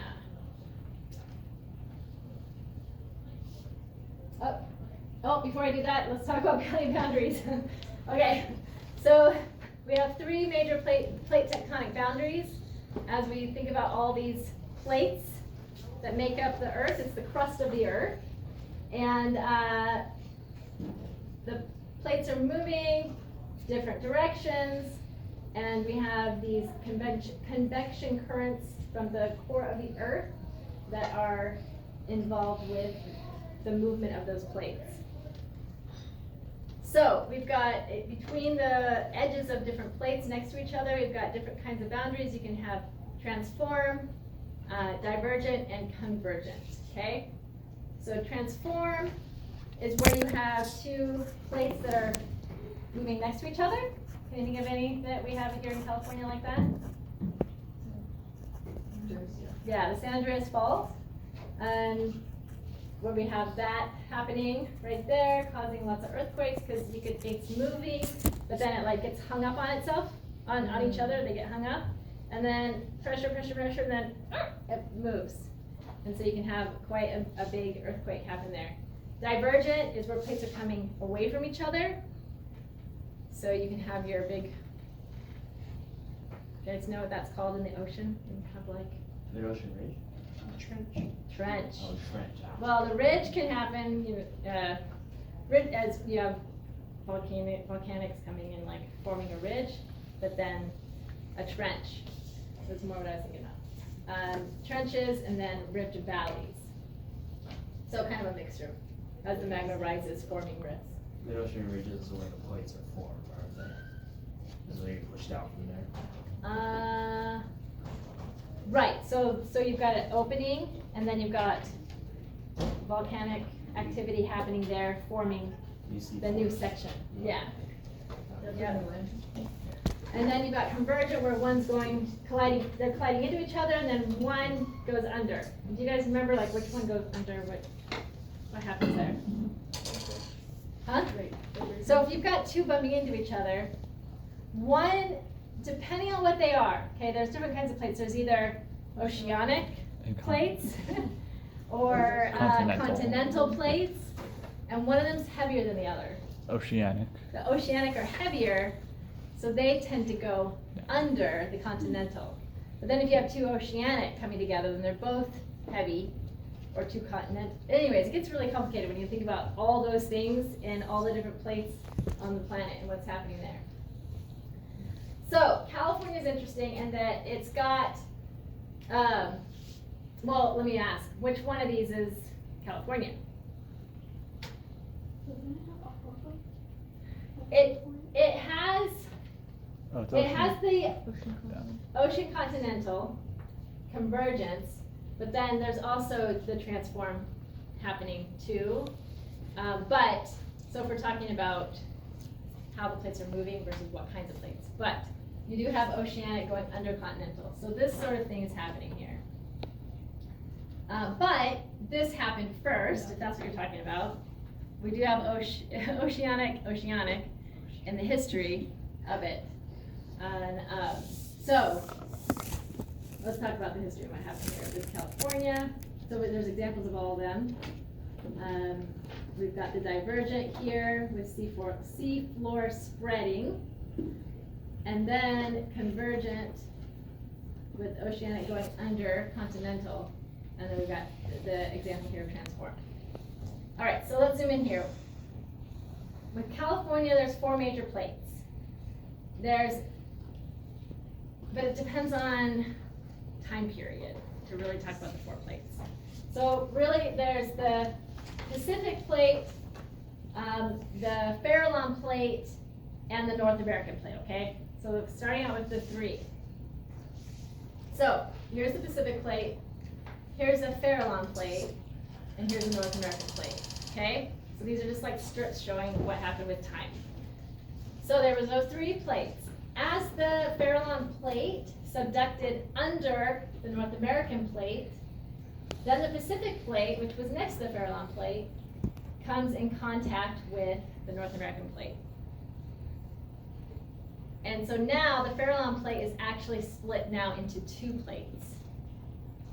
It's split into the Juan de Fuca and the Cocos. Cocos is way south of us. So what we've got going on is a triple junction, which is kind of crazy. So where we are in Northern California, we've got the Juan de Fuca plate, the Pacific plate, and the North American plate. And right around in Mendocino, kind of more south of where we're going to be on the coast, is where those 3 all intersect. And that's where there's a lot of earthquake activity, like Port Ferndale, in those areas. Fortuna, like they get hit by a lot of earthquakes. And we just had one last semester, didn't we? Mm-hmm. There were a couple. So we've got a lot of things happening. So now, present, look at all this craziness. So there's San Francisco, this is that triple junction I was talking about right here.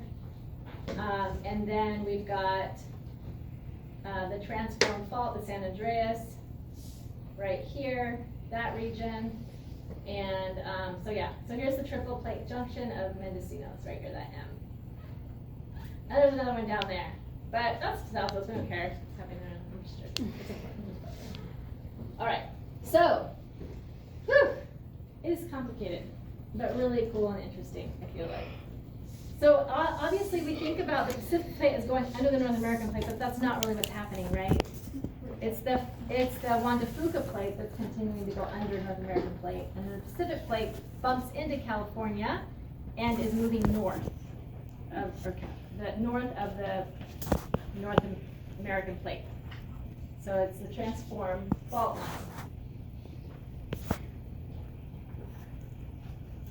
line. Due to the Farallon then dropping down under.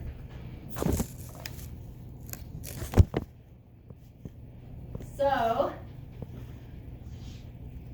we also have this interesting thing. I didn't really talk about the Gorda plate, but that's another interesting thing happening. So we also have, because of this an interesting transform thing happening with here, we have this splitting of the plate, and there's the Gorda plate as well. So that is complicated, very complicated. So then how do we have the formation of California? As you have the Farallon plate going under the North American plate, you have all this ocean stuff, the seafloor and islands, volcanic islands, all kinds of stuff, getting scruffed up against the North American plate, and it's all getting kind of like, you know, folded up on itself, jumbled up, as we can see here. And that stuff is called the Franciscan complex.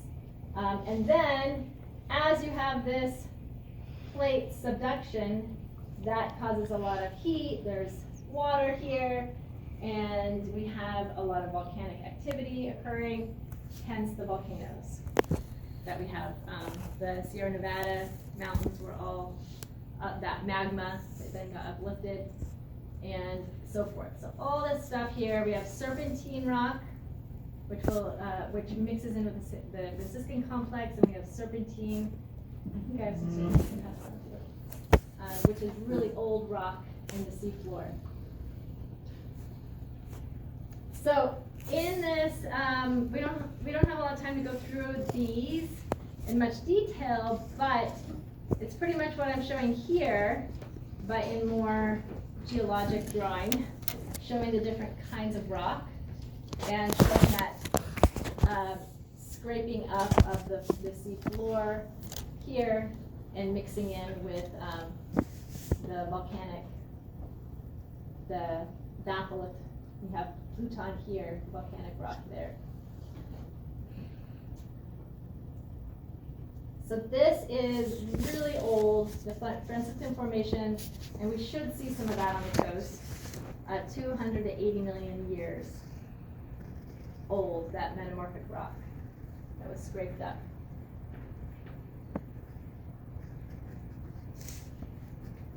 And here we can see some of that. Some of the basalt, you can actually see the pillow forms of it. So if you can imagine this lava coming out and then interacting with the ocean and forming these pillows, and it cooling, and then that was on the seafloor, and then that got scraped up onto California. So gray whackle, or gray whack, whackle. I just wanted to make up my own word. That is an interesting sandstone, and then you've got other pieces of rock that kind of blended in with that. The other parts of the Franciscan Formation include some really cool chert, which is a sedimentary rock with lots of little tiny silica-bodied, like little tiny microscopic organisms, similar to diatoms. And then serpentine. So serpentine is very green-looking, hence kind of the name serpent, like a green snake kind of look to it. And it this high in iron and magnesium, and some of that stuff is just, it's too toxic for all kinds of plants. And so there's certain regions in California where certain plants I mentioned before can only grow, or can not, some plants, what am I trying to say here? There are certain plants that can deal with serpentine. They don't have to grow in serpentine environments, but they can deal with it, and so they can take advantage of those areas. So you can see all of the building of these layers, and this is California. Let's jump past some of this. Accreted terrains is all that scraping up that material. Submarine deposits, ancient floor, and then we have the San Andreas Fault then pulling material from way south of us up, which I have a little animation I can show that shows this part of California just moving upward. Let's see, transform.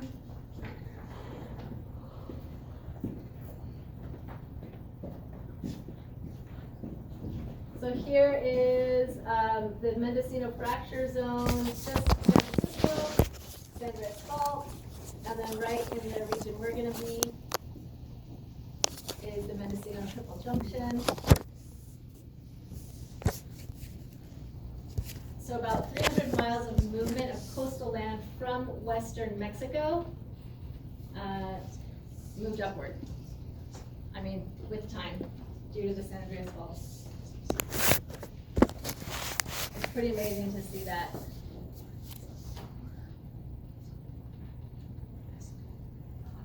All right, so we're going to be seeing some of these lagoons, and if we could fly over them, it's actually pretty cool to see that these lagoons are actually due to some uplift that has occurred. You've got all this earthquake activity, and if you imagine all this was underwater and then uplifted, and so then you have these regions that still hold water. But then you've got creeks coming in and filling with fresh water, and then every once in a while, when the tide gets high enough or storms, it can break through these little barriers and then mix water in there. And there's certain times of year when that can happen, and they do move with the tides, and so they're really interesting. We've got Big Lagoon and Stone Lagoon, and we've got Dry Lagoon, and then there's one other one. What's the other one called? I'm just spacing it. Freshwater Lagoon. Freshwater Lagoon. And then this is Dry Lagoon, which it's not dry right now. I've actually heard that Fern Canyon, the entrance to Fern Canyon is closed because of so much flooding. So I don't know. This is why I'm saying, like, there's still a couple things I'm trying to like figure out, and we have to kind of see what happens as we get closer to that time.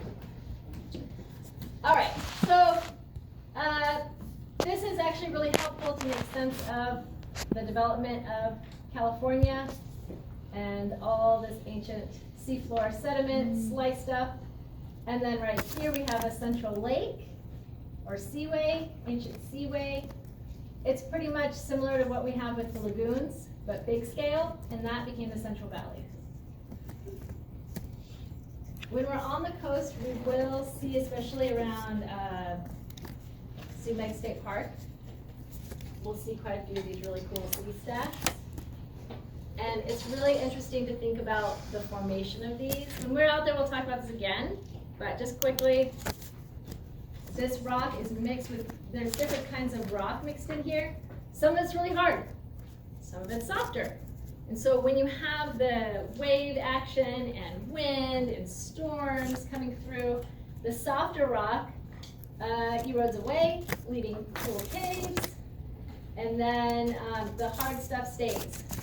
So these nice sea stacks that we'll see out around Trinidad and whatnot are very hard rock. Some of it, the really old, hard, metamorphic stuff that was scraped up from the seafloor. Yeah? So what was the difference between the sea stacks and like the 2-foot towers? Oh, good question. So the 2-foot towers, first of all, they're smaller. The 2-foot towers are maybe like, they're like on the sides of, they form on the sides of lakes. Okay. So certain lakes that have like a high amounts of certain types of minerals, that then when they precipitate out, they'll just kind of form layers on each other and develop more layers, more layers, more layers, more layers. Okay. Whereas this was all one big like It's just a matter of what got land carved mass, away. and then the ocean Yeah. and erosion, the soft stuff eroded away, and then the hard stuff stayed. Yeah. Okay, cool. Basically, the ocean's eating the land. Yeah, that's a really good way to look at it. The ocean's eating land. But then you also have uplift, like I've talked about. So on the coast you have uplift. So here, Strawberry Rock, which here's a whole bunch of people on top of it. And if we had time, we could hike up it. I recommend we do that sometime. And Trinidad Head. These are all examples of sea stacks that this was at one time ocean, but it uplifted, and then it's partially gotten like eroded around it, buried around it. So at one time, this Strawberry Rock was like that.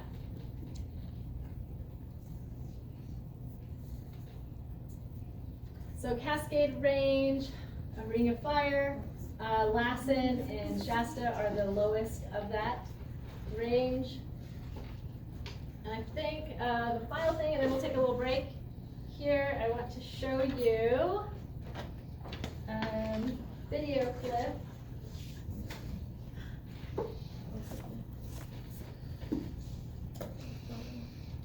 So there are a lot of links, and if you've got extra time to check these things out, I recommend you do it.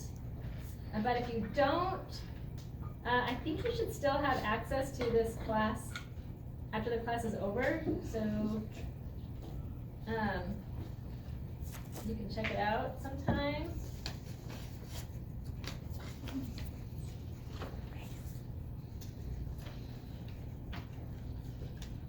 And I hope I find the right one to show you here.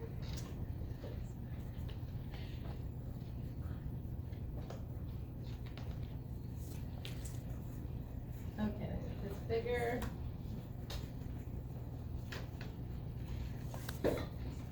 All right, this is great. I recommend you watch this short film on Mendocino Triple Junction, Northern California. It shows some of the really cool like old earthquake videos of the area. And this is the one that I want to show you a bit of. Gotta get past the commercial.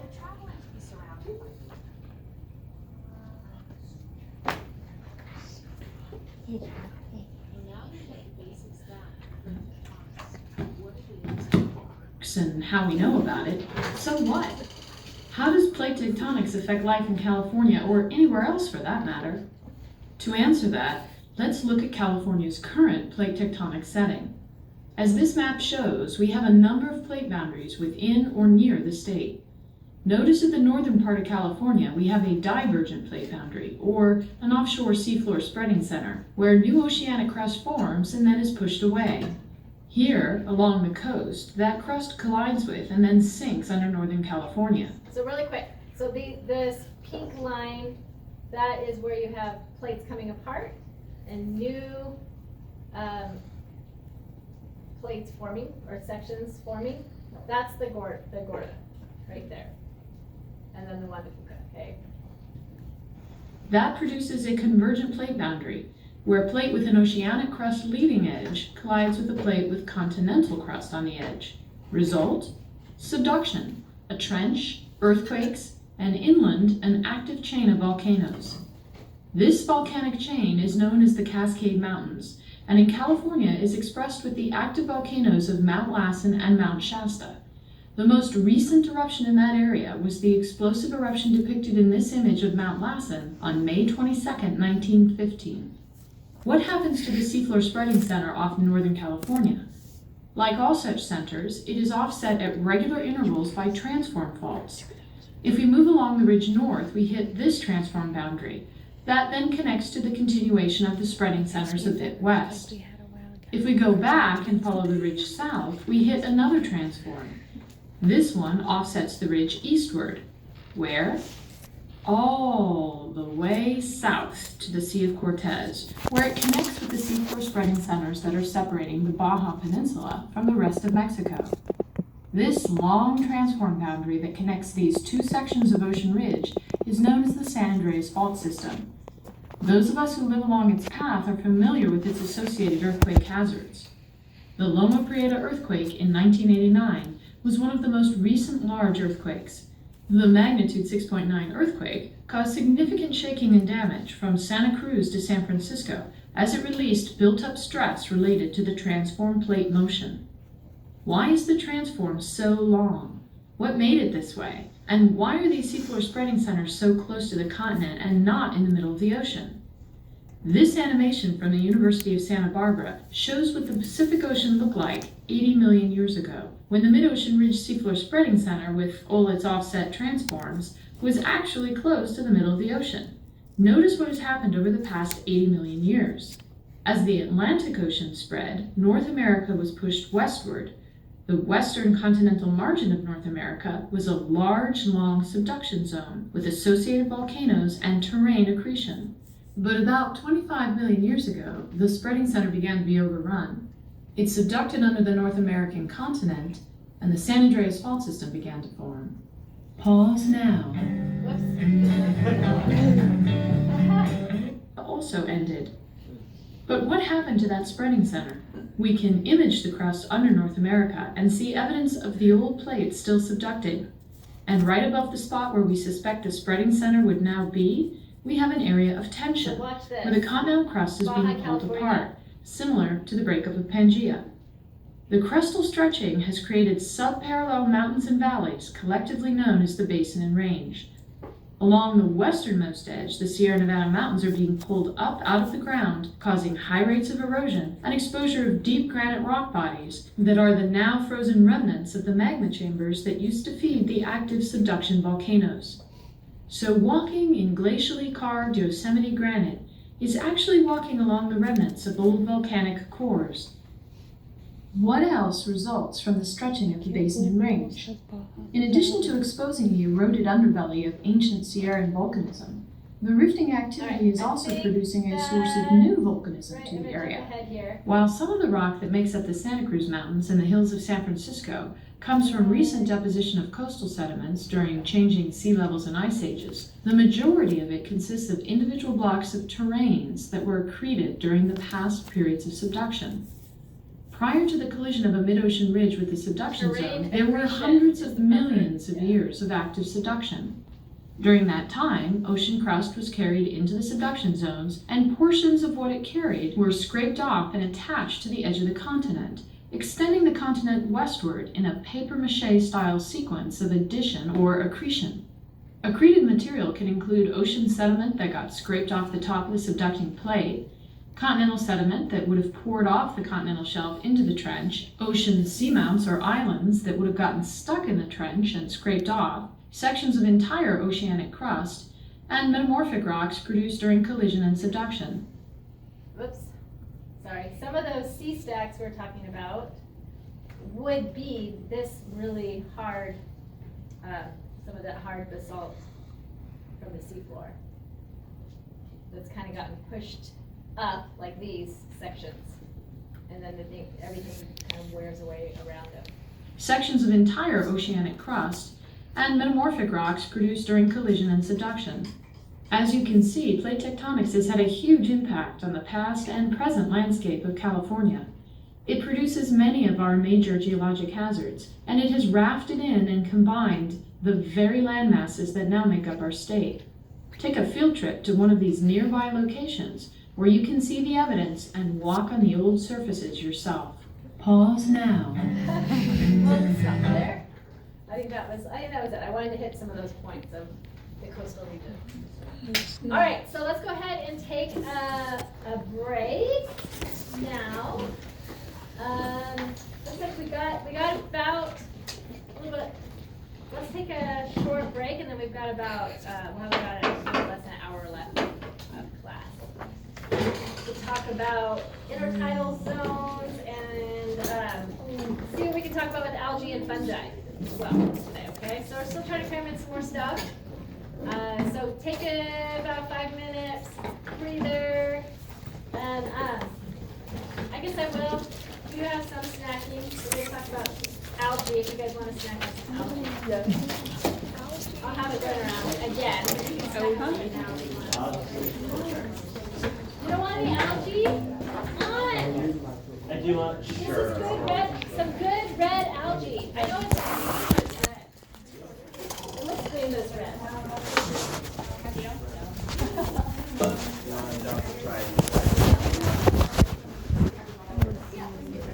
I have a few of them, so don't be too shy.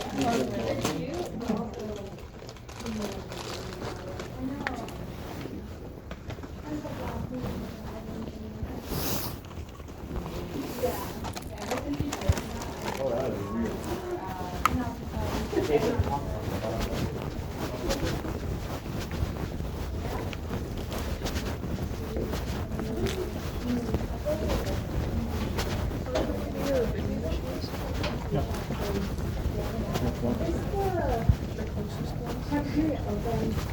Or is it just the grill that closed it? You're welcome. Does anybody know about that business? I think the cafeteria is open. Okay. The lights are still on there, so. Yeah.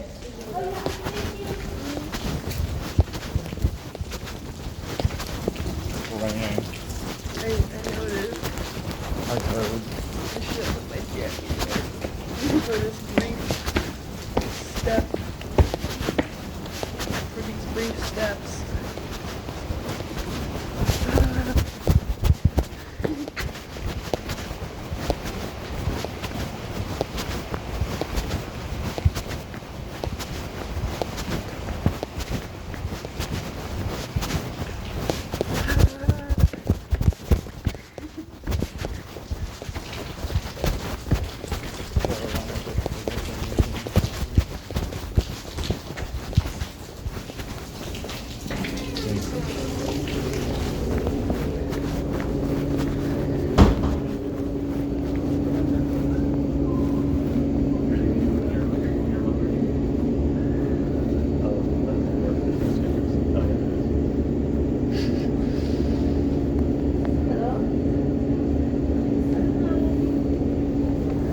We got chocolate cupcakes. $2 for M&Ms. Yikes. $2 for 2 cupcakes. I assume it's gonna be That's what it $2 for the Reese's. I mean, that's about how much they actually are, honestly. That's true. How many for I think all of these are usually $3. But I think they're $4 now. I did not mean to do these. But that's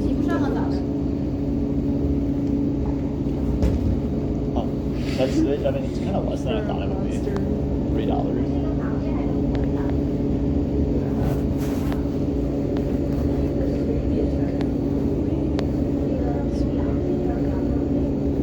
Yeah, maybe I will get a monster.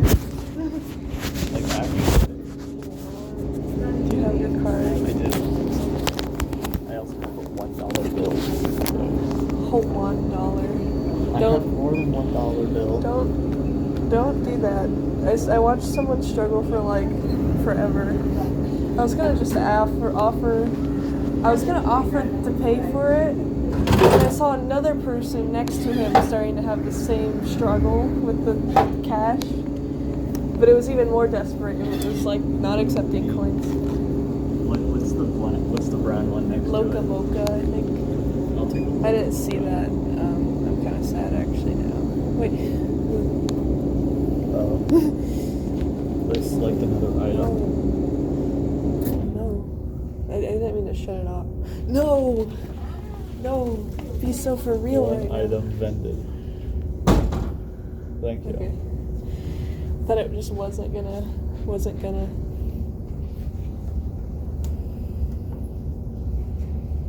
The machine's working this time? Yeah, surprisingly. Okay, let's It's a good thing we don't have Canyon this time to kill Seuss. Oh yeah. So that kills just the embodiment of chaos. It's kind of awesome, but man.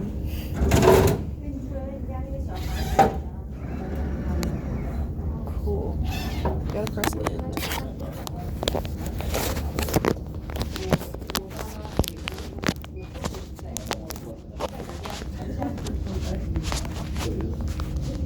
Nice, cool. Yippee!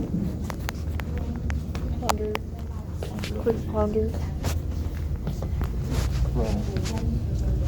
Speaking of crabs. He's out. Oh.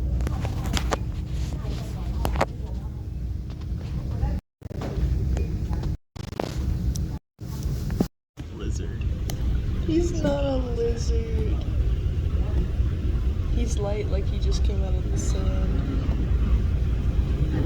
He's green. Oh,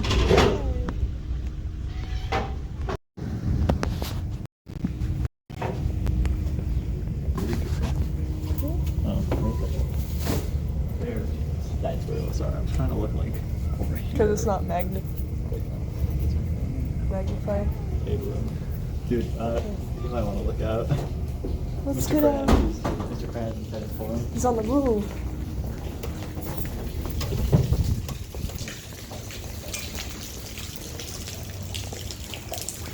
That's not Rush open. for. I don't know. We're Negative late. minutes, I think. We have negative 2 minutes.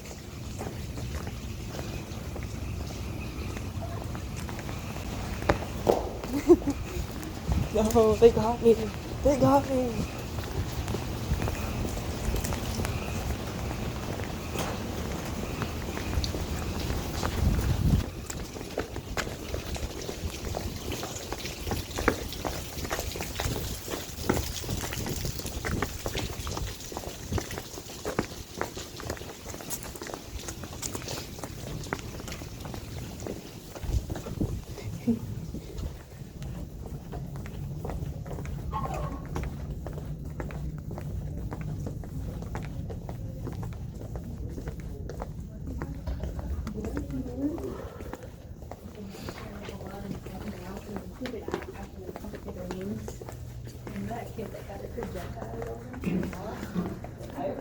Remember that kid who got a projectile on him?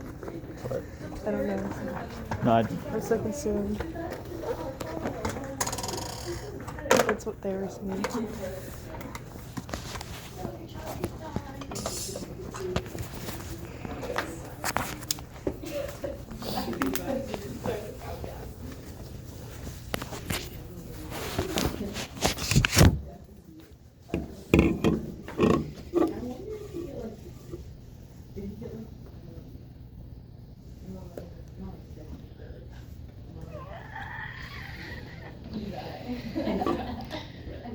contains milk. Protein. Are you gonna chug it right now? If I open it, it's gone. Are you gonna do it? Think about what's gonna happen to you. Well, maybe. It looks like it's worth it, huh? It had a bit in it. Had what? Shade thing. Oh, right. What are you Read showing? the caption. And then I learned what that word meant. You and Patrick glazed me for a while. No, I don't want You need to scroll down and see. I don't want to. I saw it already. I didn't either. Do you want to guess? Did you see it? I saw the green M&M, Second bar. Yeah, it's. which is canonically was designed for sex appeal. It was by the on way. the back of this swimsuit 2009. So they flipped it over because they didn't want that facing in a Goodwill. So they flip it over. Alright, are we back yet? That's awesome.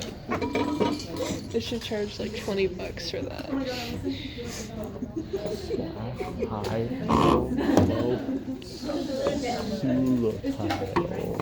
Cute splash mound. I'm so sad I didn't get to.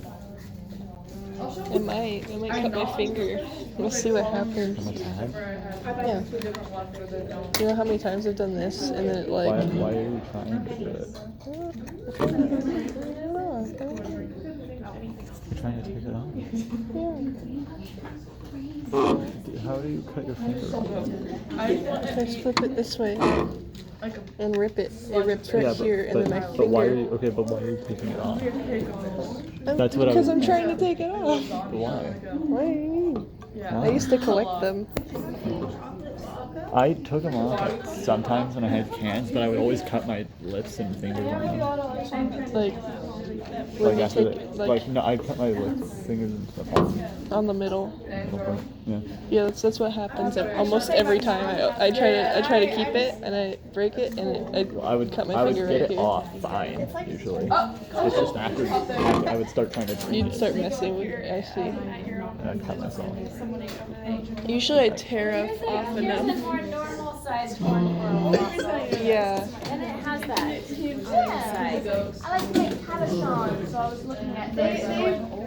Parents on the premise that they would rather me do it with them. It probably So I is. looked It at probably the is. banana Maybe sword it's and one I of the thought rocks of connected to. what's I think someone wanted to make Here's some really cool Bow? This is barnacle. The triangle. Yeah. He got his wife stolen from him. And then tried to kill himself. I don't really remember what he looks like actually. Those are barnacles, but this is a brain Some sort of coral. muscle here, some sort of big muscle. I think I agree. This might be a muscle with a whole bunch of little barnacles on it. Oh yeah. I can't remember where I found this one. I forgot I had the inside. Thank you for enlightening me. Yeah. Jade, other people are better at art than me. Alright, let's Not me You're making though. me mad. Look at this. So this is a website, Look how stylized. Trinidad Harbor, for their title chart. And so it's pretty cool. You can just kind of, you can look like, They're I just could look a different. year from now and see what is the estimated title chart. Which is pretty crazy. I think I can. I definitely looked forward like 8 months in advance if I'm trying to like potentially plan. They make us plan so far ahead when we're gonna do like these kinds of field trips and whatnot, and I'm like, well, I want it to be a low tide weekend at least. And so, Is that the wrong year, Sis? what's that? Is it the wrong year? It says 2023 at the top. Down where it was like right above the. Yeah. Right there, it says. Oh yeah, that does say 2023. April. I don't know. This was a link from the website, so maybe, I didn't know if like they were the same by year, but I don't know. No, they shouldn't be the same. I didn't think so. Oh my god. I think maybe I had the link in Canvas and maybe it's just not set right.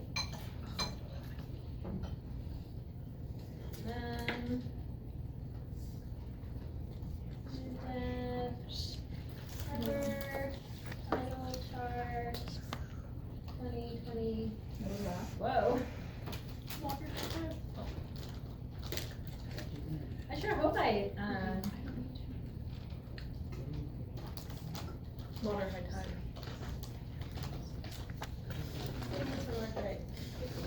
The entire moment that I was silent in that No time. jaw. Only forehead. I don't know how that one got so off. Did some I shit. need to turn this into this. It's probably because I Like did the link style-wise. back in 2023, and it saved it for that. They're very similar. Yeah. But not the same. But if you just do a search And I for this, need it pops up the current month. I am So, going to boot let's up see my what the- coding game thing again, just so I can make a run cycle Okay, of the so that stupid would actually little work guy. better for us. I need him to move. Let me double check that I And most have that importantly, set this time isn't my right. art. What did I This say is the somebody website else's was style. for the It's driving weekend? me insane. You need to. I'm gonna be like, 5:43. "Hey, give. Oh yeah, because I have to also go with that it's not in the middle of the night or in the early wee hours in the morning, right? So that's kind of tricky too for you. Let's go at 1 a.m. It's 0.0. This is actually a little bit lower right here. Yeah, negative tide. By nothing. That's pretty early. So yeah, it's a little lower, but not like a ton lower. So yeah, so that was kind of what I thought seemed like a good time for us to go, sometime around there. That's the lowest point is 5:43, but then of course an hour before and after should also, in that window of time, an hour around this would be good. But yeah, that'll be good. It'll be nice and dark that night. You'll see some good bioluminescence. Though we just never know how much is going to be out in the ocean. And then also we look for some glowing, large, interesting insects on the way down on the trail too. So we look for a couple different glowing things. All right, cool. So that's that. How many people feel like you have a pretty good understanding of why we have tides? Yeah? What does it have to do with? The moon. The moon. And so, when it's high tide, what's going on? Moon's close. And then when it's low tide, Moon far away. the moon's on the other side. Yeah. So I think we got that. I think we got that down. But I want to point out in this module in Canvas, I've got a lot of links here that I think are helpful. Like this goes into explains how agates are formed. And then there's the Trinidad Harbor, except I'm sorry, that link is for 2023. So don't use that one. Make sure it's updated. Yes? When I clicked it, it took me to the day today. For me, I'm on mobile. Yeah, that is weird. That would have been a bummer if I had scheduled our class for that. I'm like, oh no. Why is it high tide? So yeah, so you can watch if you want to be reminded of tide, intertidal zones, or like how the spring and neap tides work and whatnot, then definitely click on this. What's with guy? Otherwise, we'll jump He's right not the into same. talking about some of these coastal habitats we'll go through. Oh, I forgot, I do have images here to think about it. But generally, every day we have 2 lows, 2 highs, right? But then there are certain times that we don't. And depending on where the moon is, and also it does make a difference too if the sun is also in a line with the moon, then you have an even bigger tide. So it's not just the moon, but also the sun is pulled into it as well. Also, it's influenced by the shape of the near shore bottom, right? So whatever's going on the surface under the water, the bottom of under the surface there, depending. Anybody ever seen those videos of like people surfing like the river, like in South America, like the Amazon, when the tides come in, and like a wave can just like move along? Or the Great Lakes. Yeah, They surf in the Great Lakes. which is really crazy. Mm-hmm. What's happening there with that? Is it more wind? It's or? wind, it's all wind. Yeah. So I'm like, I don't think there's a tide happening there. But yeah, that's pretty amazing. So spring tide versus neap tide has to do with where the sun is in reference. Spring tide would be the really higher tide. All right, so what's going on? So when we do our intertidal, when we try to capture the coast when the low tide, there's a couple different places that are really nice for looking at the intertidal zone, looking at tide pools. There's some like right there in to the side of Trinidad Head near the pier. Find a pretty decent spot there, and also on Trinidad State Beach, there's a couple spots. There's a few more spots up in Redwood National Park, State Park area. We will be hitting an area over in Sumag State Park. And usually people get pretty muddy getting there because it can be kind of hard to get down to the beach, and depending on how intense the wave action has been. So if we think about the intertidal zone, there's certain times of the day when the low tide, when the water is there. If it's high tide, obviously the water's going to be up here. And then even at the lowest tide, there's still water over what's called the subtidal region. So then, in thinking about this, you gotta think about the kind of organisms that can deal with drying out part of the day. And then organisms that deal with always being dry, but sometimes getting splashed up in this area, up in the splash zone.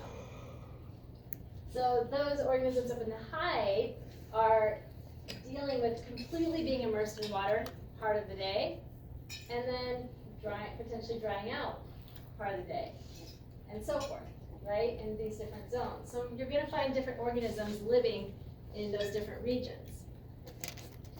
So this subtidal zone versus the intertidal means in between zones that are underwater part of the time and then dry part of the time. So let's jump in and see what kind of organisms we would find in each of those. So in the splash zone, we're gonna look for some little snails, periwinkle snails. Sometimes when these snails die, then you get some crabs, hermit crabs taking them over. So you want to make sure when you see them, whether or not it's actually a snail or a crab. But very little water. And these guys can move around pretty easily.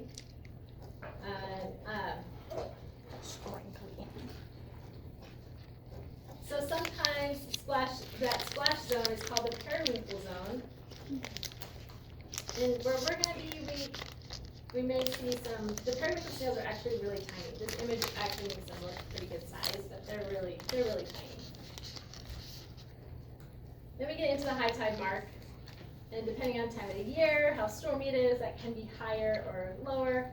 And between the high tide and the low tide, that's where you're going to see barnacles and mussels that are able to connect and attach to the rock, so they're not going to get washed away. And they can hide and be protected inside of a shell or some sort of house that they've made, and when they're underwater, they can come out and feed. So let's look at barnacles. So we got a couple different kinds of barnacles. These ones are the acorn barnacles, and that's the one on this little fossil that I brought out, which we were thinking it looks like it's on a fossilized mussel. So here we have kind of the combo thing. In the high zone, we'll see barnacles and mussels, like this. So these are kind of bigger, kind of acorn style. And though the ones we'll see are quite a bit smaller. I'll pass this around. Check it out.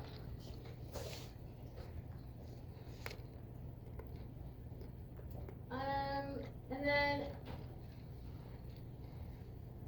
so the gooseneck barnacles don't have this cute little, almost looks like a little volcano kind of thing. The acorn barnacles will form something kind of like that, and they're a little crustacean, so kind of like a little tiny crab-like creature that lives down inside of here, and they can go in and not dry out during the low tide time, and then when it's high tide, they can come out, and then they feed. They have these little cool little filter feeding structures, like you can see here. The gooseneck ones, actually, this is kind of a soft body-ish area here that sticks to the rock, and then they have a hardening structure here that protects more of their body. But the gooseneck part is this interesting little soft structure. We'll see chitons. We'll see in both, like we can find this guy, the gumboot chiton, which I think somebody talked about this one. Who talked about that? Yeah, so Julia likes that one. Big, juicy, cool thing, gummy, like a piece of your gum fell out. I'm just kidding, really large. Big, giant thing, and they're often in the subtidal zones. But you'll find some chitons that are much smaller that are actually stuck to the rock, and they are more closely related to like a snail, and they're in that group. We'll talk about that group. It's in the mollusk group or slug kind of group, but they have 8 little plates on the back that will help like keep them from drying out. Whereas these guys, you can't really see their plates, they're more like embedded in their juiciness. Yes? Is the gumboot chitin a thing in Reed's fishing? Yeah. Was that the one you were saying? Yeah, It's in the I don't know that it's still in there. Yeah. Oh my It's- god! When did you see it last? Last semester? Yeah. It's Yeah. The bigger one died, but I think he still has the smaller It one has in smaller the one? classroom. I should have brought it over. It was So these guys are mostly terrestrial. Obviously you've got crabs that move around, that will move from all these zones. Limpets are also a type of mollusk, and so they're like kind of like a slug, snail kind of in that group. And it's really cool, actually. You can sometimes, if you're patient, you can watch them move around. But they have a special mouth part that's hard and can actually help carve. They'll find like little nooks that their bodies can fit in, and then they can kind of carve out a little space. You They're can the see things like a that nice make the little spot holes. for them that they tuck themselves in. The holes in those themselves rocks. into. But then sometimes you'll also see them moving around. So you can see this high intertidal zone. You can see how small these acorn barnacles can get. And then also mixed with some limpets. And I think there might be a couple little periwinkle snails mixed in there as well. And in this area we start to see some seaweed, some rockweed that can deal with drying pretty good. So you got certain, these are brown algae, seaweeds in that area. Also some red algae you'll see in this region.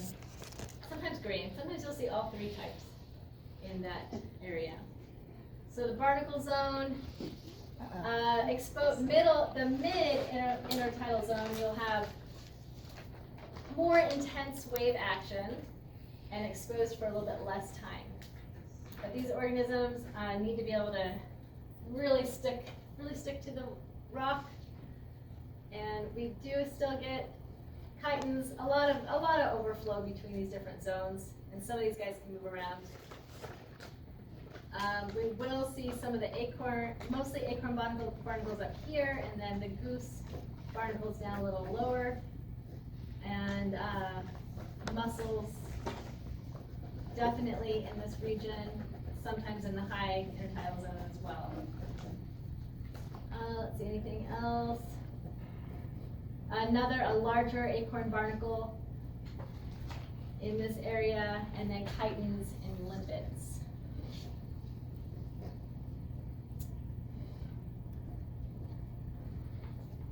Sea stars are common in this part, also the subtidal. So we'll see sea stars going from subtidal all the way up into middle. And if they're up there, then they will hold really tight to the rock. And here's gooseneck. Gooseneck barnacles mixing in with the mussels is really common. And we'll see acorn barnacles. And then sea palms mixing in with rockweed is usually a little higher up. These are really cool. You'll see them like off in the distance, like moving with the water. They look like little mini palm trees. Moving in the wind, but it's the waves. These are the ochre sea stars. I think we talked about those ones. And they're beautiful. You can see them in the light orange to dark orange to kind of like a burgundy color. I think they're endemic too, if I remember right. I think I remember Reed saying something about To the northern or just California in general, or the west coast? I think the west coast. I think they are. They're a keystone species, and I think they were endemic. I don't remember exactly about the endemic though.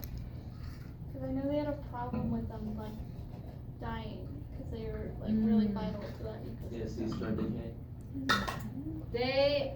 What is standing out in my mind is more of like the opposite problem, but with one of their cousins, which are the urchins.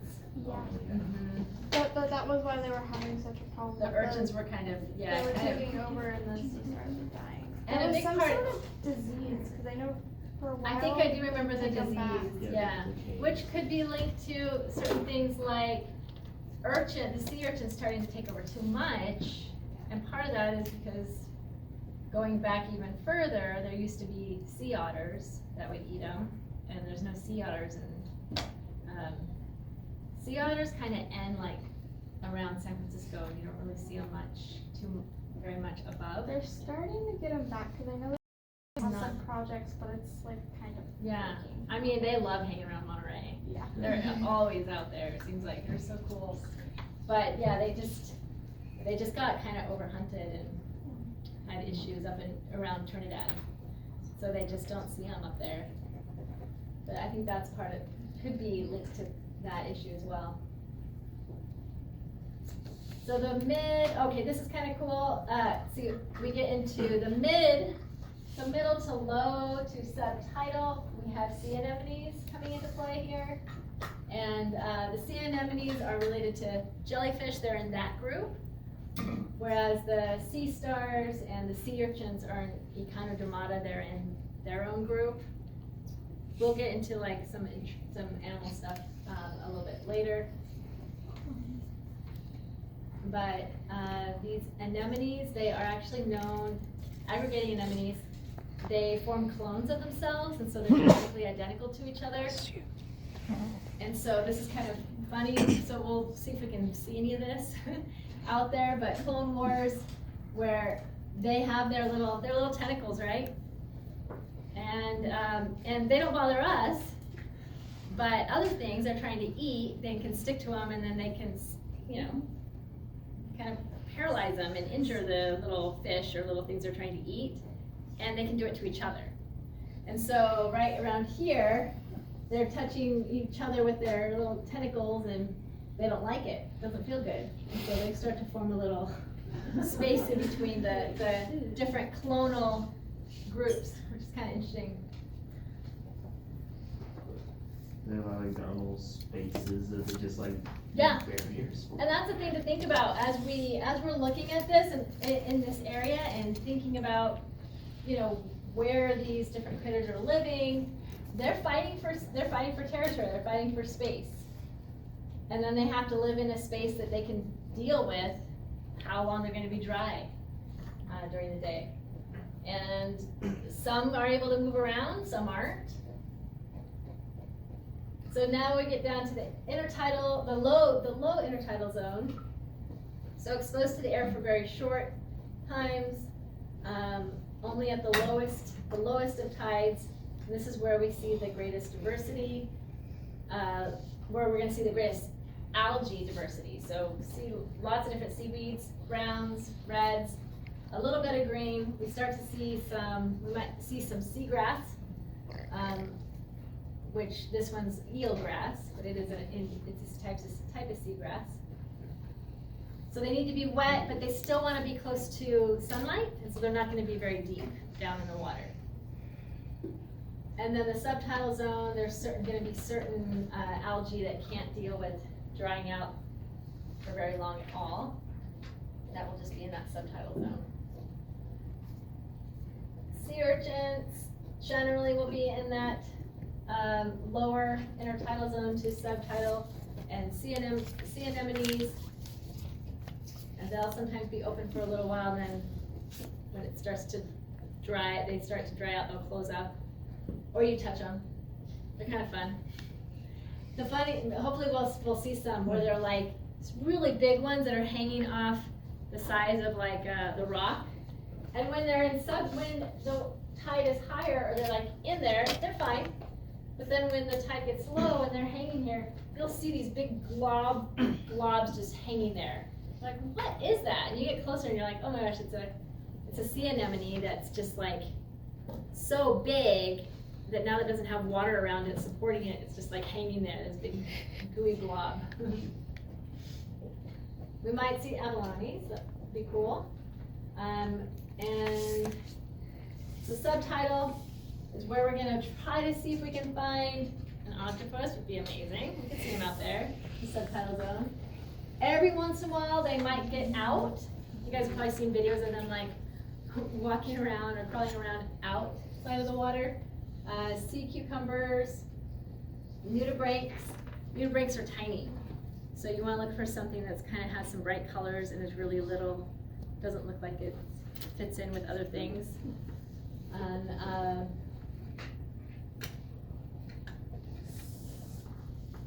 And what's amazing, you'll have these little spots where there's little holes in the rock where critters have chewed their space out. And then other organisms will come and take over that spot when the organism dies and leaves. So this is where you want to be wary of a big sneaker wave coming behind.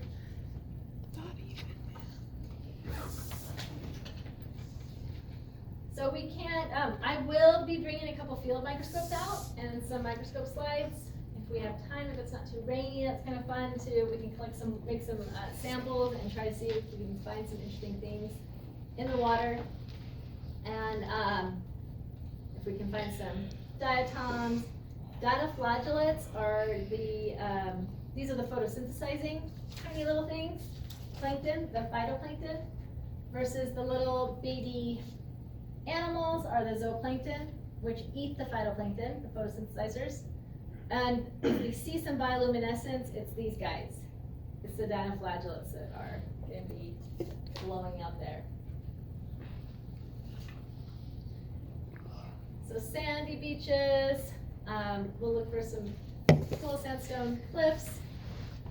And thinking about how sand is produced, you've probably been places where sand has to get shipped in because sand will just get washed away, and then they're like, but the tourists like the beaches, so then they'll ship in sand. But certain beaches will change. Like I said, Agate Beach changes a lot depending on what's going on.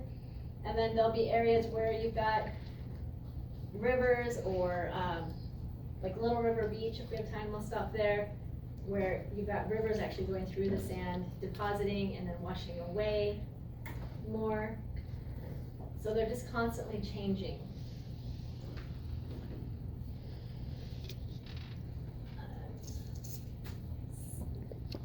If we see here, we are going to be seeing a few of these different lagoons, which are kind of a mix of fresh and salt water, so brackish water. And on the beach, we'll look for some cool birds. Clam Beach. Last time I went to Clam Beach, I saw no clams. You gotta dig for them. Yeah, we can. We definitely can. But usually on Clam Beach, I guess it depends on if there's been a good storm or not. You can find lots of shells. And, but yeah, we can try to dig up some clams. I think my family did that at one point. We got to dig up some clams, and I don't remember if we attempted to make our own clam chowder or something else. Right now you gotta be careful about the algae bloom. I'm not sure if it's gone away yet. Certain of clams you can eat, certain you cannot. Be very careful.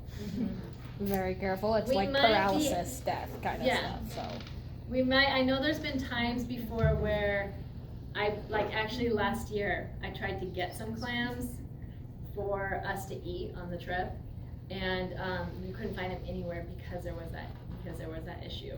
So there's certain kind of toxic neurotoxic blooms that can come through. Yeah. And because clams, because they kind of filter feed, they can get, those toxins can build up in them. But I've never actually dug up for like the gooey duck. Those are the really big ones.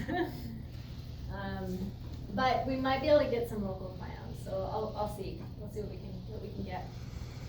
This is going to be our sand dune hike in this region, and there's lots of really cool plants. Little, usually pretty small because it's a harsh environment. They're not able to get too big. Little native strawberry, tiny little manzanitas, mosses, some really cool lichen, small beach pines. So one of the times we walked out here, we did find this baby seal, and there are certain times of the year when the mamas will, they're giving birth to their babies, but then they have to go out into the ocean and feed, and a lot of times, people with their dogs or tourists will come and they'll see the babies are left, but the mom's gonna come back for them, but then people, sometimes the dog, from what I heard, because when this happened, I was pretty sure that's what was happening, but I called a wildlife rescue place just to let them know and double check that everything is good. I want to let them know that there's baby around, and some people might have dogs, and they're like, yeah, often what happens is like, yeah, people bothering them and stressing them out, or dogs coming. But yeah, you just want to leave them alone.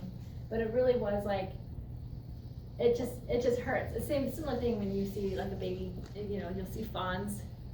Mamas, they just have to leave them. They can't take them with them when they're hunting. So they have to leave them, and they're hopefully leaving them in a safe place. But the little baby was just like, I'll see if I can find the video for you another time. But yeah, you're like, I want to help you. Helping them is leaving them alone. So, any questions about the intertidal zone or some of those critters? Anything that we didn't see, that I didn't share pictures of, that you're wondering what we might see or curious about? No? Yeah? What species of seals can you find out there? There's the harbor seals, and then we've got sea lions as well. Are stellar seals native to the West Coast? Oh. I'm gonna pull up, I've got a really good image here that shows them next to each other. I like the species that are stellar. I know, that's what I'm thinking of. When you said that, I was like, I think it's that's the stellar bird, but here, there is a seal as well. That's on the Pull that up here real guide. quick. I was like,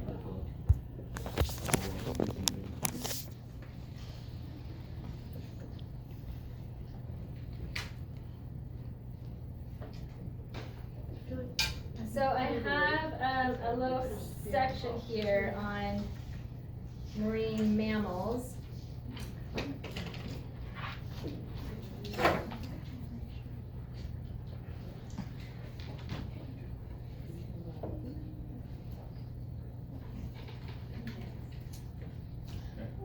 So here's the Banana. harbor seal. The banana of the sea. Let's just see here if the yeah, I'm just seeing harbor seals, and I can't remember where the stellar. I know I've heard of it too. Anybody else know? I mean, you guys can look it up. It might be more north, because yeah, I don't think I've heard about them being in the around where we're gonna be. I think it is more the harbor seal. This guy, so cute. No. So comparing a seal to a sea lion. They're the largest seal species. Yeah. Are you thinking of the stellar sea lion? Yeah, sea lion, that's what I meant. I think they are out there, but they're endangered. Central California to Alaska. So maybe The stellar. stellar one. Sea lion. Males can grow. Are they bigger than the California? Oh, yeah, they're big. They're the biggest. Okay. 11 feet long and up to 2,500 pounds for males. 125? Okay, that's quite a bit longer than, so the male sea lions can get up to 8 feet long. Oh, yeah, that's a little smaller. Wow, that's almost a length of a human longer. Females are about 9.5 feet long and weigh about 800 pounds. All right, so Pretty big. there might be some other distinguishing feature, so we can know, because we should see some sea lions and seals, hopefully both. And if there's a certain feature we can look for other than size with the stellar sea lion, we can see if maybe they pop up. There's something to do with their flippers and their claws, I think. I don't fully remember. I think seals are. Are you talking about the difference between the two kinds of sea lions or between the seal and sea lion? Between the seal and the sea lion, I think. I think Between there's seal actual and sea claw. lion, yeah, there's definitely good, easy things to look for, but between the two species of sea lion, if we're trying to find the stellar, yeah. They say color is a way to identify them. Stellar sea lions with tan or brown is what California sea lions with black. And they're also saying that the stellar seals are lighter in color. Yeah. Are they stellar sea lion? Stellar sea lions, yeah. Sea lion? Okay. Yeah, the males have thick necks and hair resembling a lion's mane. They're also very fat. Okay. I mean, this does say males, chocolate brown to golden brown for the California sea lion. All right, so we can look for that. But so big differences between sea lions and seals. There is one thing that really stands out is their ears. Sea lions have this ear flap, whereas seals do not. They also just have a different look to them. Big forehead, no forehead. Well, the males have this more bulbous forehead kind of thing happening. If you see a baby, it might be trickier. I mean, you really, to tell the difference between like a baby seal and sea lion, but it's really those ear flaps. And there is something going on with their flippers too. There's just a difference. I do. No, it covered the icky. Right, I've been right, scratching I off the think it's icky. right It'll be there. gone eventually. Yeah, because the seals don't. And seals don't. So And seals undulate. are you making fun of the poor seal? All right. So do you all see that as well? Do you see that? Look at this beautiful flash flipper, and then this one. Bigger There's flipper. there's an additional kind of bend there that you see as well. But really, What's the difference between? the size is a big difference. Sea lions are much larger than seals, and seals do not have the ear flap. Seals are like sausages, while sea lions are more like dogs. And if you see the spotted coat, that'll help you think of the seal as well. But not all seals have the spotted coat. But if you see that, it's not going to be a sea lion. Whew. But the sagittal crest is this little like bump on the forehead. All right, since I've got this open, we can and we're talking about marine things. The sea otters. This is what we were just talking about. The original range was the entire northern Pacific rim, from Baja California to Alaska and then Japan, so all around. But the fur trade almost wiped them out. In California, once estimated 18,000 to 20,000 otters. Tiny population survived in Big Sur out of that whole, and it's really sad, the whole state of California. So by reintroduction programs, it's increased. None in Northern California. So north of that kind of Monterey area. They're trying, but it's like they're not surviving when they put them, because like they're raising the populations or whatever, and they're like trying to relocate them, but it's not working. I just saw a post. It's one of those things that's kind of sad. It's like I know we want to put them back where they were, but if they're not surviving when you put them there, then maybe. I think they're just trying to boost like now like where they are surviving in Monterey in hopes that they eventually like migrate, but right now they're not. And maybe like a certain type of breed that's supposed to live in the northern environment, like a different type of fur. That's a good point. So there may just be a variance I that's hadn't actually extinct. heard that, so I don't know for sure. But I just saw like a post on it today, and I was reading it, but I like don't remember all the specifics. so if you guys, we have talked about some of these cool critters in the intertidal zone. So echinoderms. There we are. We're up here. The coordinate group, the backbone. These are all the invertebrates. And with this is a little family tree of kingdom Animalia. Here we have the cnidarians, which includes sea anemones. Tapeworm. So they're related to jellyfish. And then with this branch here for the mollusks, clams, snails, squid, octopus, Your bone is wiggling. chitons. My porks All these are things are all in this group. So uncontaminated. gumboot chitin would be there. And My then pork is fine. Beautiful even. arthropods Delicious. are the insects and the crabs. So our what did we say? What did we talk about? Well, we talked about crabs, hermit crabs, and barnacles. Thank you. Yes. And then echinoderm, sea urchins, sea stars, sea cucumbers are all in that echinoderm group. And we might see some sponges, Where would which are a in their own group. What's that? where would a colonial species like the Portuguese man of war fall into on that? They're in the cnidarian group. But we just passed the salamanders. Oh yeah, we're in the vertebrate. I'm like, why am I not finding those other things? Because we're in the vertebrate group section. I don't know. I don't remember. All right, the final thing, let's talk about a few algae that we'll see. And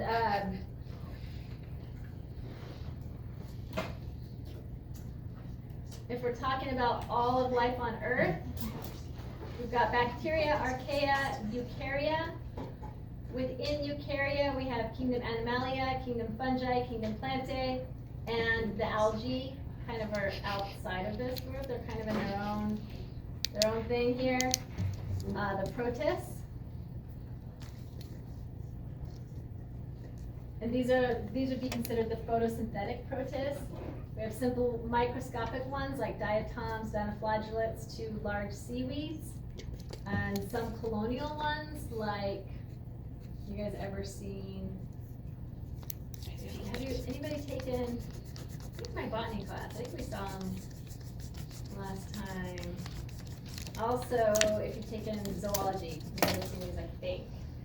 So if you think of like a colonial sphere, remember? Not those. Are they the ones that run south the lake that are like the jelly balls? Oh, are you talking about like the nostoc, like the cyanobacteria? I don't know. This one starts with a B. You guys remember? Bulbok. Oh, Little tiny bulbok. So there's some That's photosynthesizing just plant. algae that form these cool little spheres. But we're not going to see them out there. But we might see some diatoms and dinoflagellates under the microscope. And those are really cool critters. And the dinoflagellates are the ones that would be glowing. If we see glowing waves like that, that means there's like a bloom. There's like so many out there.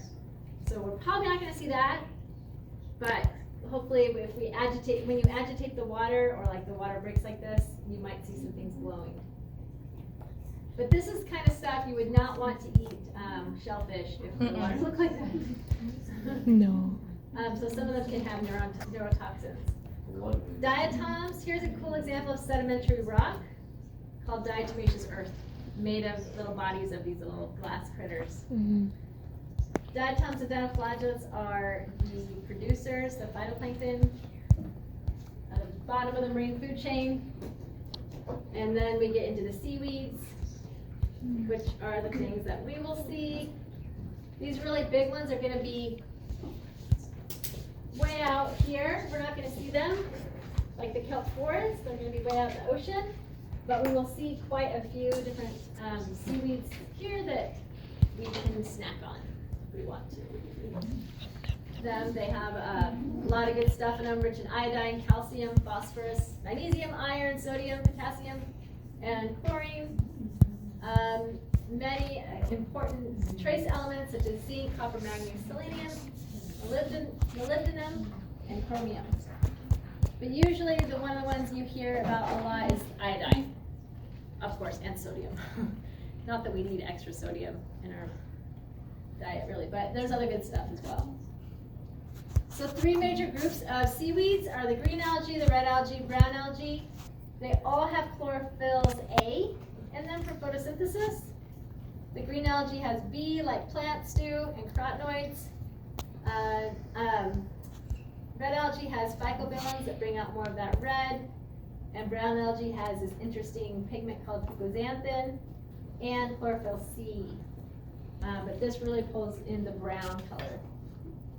So green algae, here's Volvox, Spirogyra, mostly green algae in freshwater. And the green algae we're going to see out in the ocean is sea lettuce, and that's tasty. We can eat that. Good for us. Genus Olva. I don't think so. I don't think so. All right, I know you all wanted to see the sexual life of green algae. You guys are super excited about this. I know it. Not again. It's crazy. So, once upon a time, there was a really cute green algae and it met this other green algae, and they both created gametes that looked just like each other, and these gametes got together. They fused, and then I'm just kidding. Anyways, that's the story.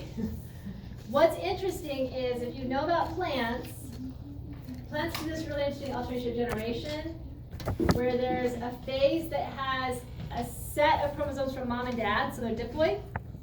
And then there's a phase that only has half a set, like an egg or sperm cell. And they look identical to each other. The only way you would know is if you counted their chromosome numbers. And then every once in a while they produce these plus minus gametes. So they're not even male or female gametes. And there's not like male or female, it's like plus or minus. So it's really interesting how this reproduction works with these guys. So isogamy means gametes that look the same, not like egg and sperm. That's green algae. Red algae is what you guys ate for snack. And even though it looks green, it is actually a species of red algae that is used for nori. This is nori, and snack more if you want. And we will see some red algae. Red algae will often be in the more of the subtidal areas, but sometimes it can be in the low intertidal regions like this. But they are healthy and they're actually high in protein as well. And we will see some out there. They have a really crazy life cycle where there's the life cycle part of their life that looks normal, like leafy reddish brown thing. And then other times when it looks like a slimy reddish black smear on a rock. And it can be slippery when you're watching it around. You guys know what I'm talking about? It almost seems like a little dark, like oil spill kind of thing. Personal experience. Or like a weird smooth lichen on the ocean rock. And it looks like that. You guys know what I'm talking about? That is part of their life cycle. So sometimes they look like this. Slipping hazard. Sometimes they look like that. These are different ones called cat's tongue or Turkish washcloth. Because you feel it, it feels like a cat's tongue. So we can eat those. And you guys will definitely be able to identify them. This is another one we'll find, a really rough. And you can kind of see the reddish color coming out in those. These are coral-like algae that will actually have pull-in similar to coral, where they'll excrete the calcium. These guys will do that as well, and so they almost become like pieces of coral, but they're red algae. And part of their life cycle is like this, and part of it is branching like that. The brown algae, these are the sea kelps and giant kelp forests. Common ones that we might see on the coast are this winged kelp. And all these are edible. Classic thing is they form these little air sacs, floats that help keep them floating so that their blades, which are like the leaves on a plant for photosynthesis, so it helps keep them close to the surface of the water. And then they'll have holdfasts, which are kind of like roots, but not exactly, like these right here, that help just keep them in one place so they're not floating out into the deep ocean. Common rockweed. These also have little floats on them. And bull kelp. You guys have probably all seen that on the beach. Maybe little brother ran after you with one of these. There's the holdfast, the air bladder for floating, and then the blades for photosynthesis. And then a stipe, usually. And these ones all can be eaten. We could make a nice slimy pot of algae soup if we wanted to. But you could definitely, as we'll talk about, the final thing that we will talk about on Thursday, the final thing we'll get to is how humans play into all of this. So we're still going to be talking about fungi, plants, and more of the animals next time, and then finishing up with a little bit of talking about humans and the connection. And you can already see just by the diversity in California and just the diversity on the coast, and we haven't even gotten into the forest yet, and all the stuff happening there, and just how like the people in California, we're farmers. There's just so much good food around, so much to eat just by harvesting, just by wild harvesting. As we're talking about with the algae, we could just live off the algae. No, we need probably some other stuff too, though. Shellfish. All right, I think that was Shellfish it. look like they're designed to be eaten by So humans. we're kind of jumping Because just like into the living hands. stuff now. At least otters. We've talked about protists. We're going to get into plants, fungi, and animals next time. Okay. So I know we covered a lot. Maybe let this kind of digest. Thank go you for your into the canvas pens. page between now and next time. I like And the maybe dragon put I up some of those sketch. links or animations. He looks nice. He has nice And sketches. take this Huh? time to learn. So You know, you're not doing test on this, right? You don't have to Well, memorize they're this sketches. stuff. They're for It's fun. fun. It's fun to learn this stuff, right? So, I had a funny idea for a I will dragon have these books animation. with, Where it's like one dragon's with me. drawing the Anybody other wanna two borrow these hanging if out you on a can? beach, and the other Read it. two are It's like really just good read. friends.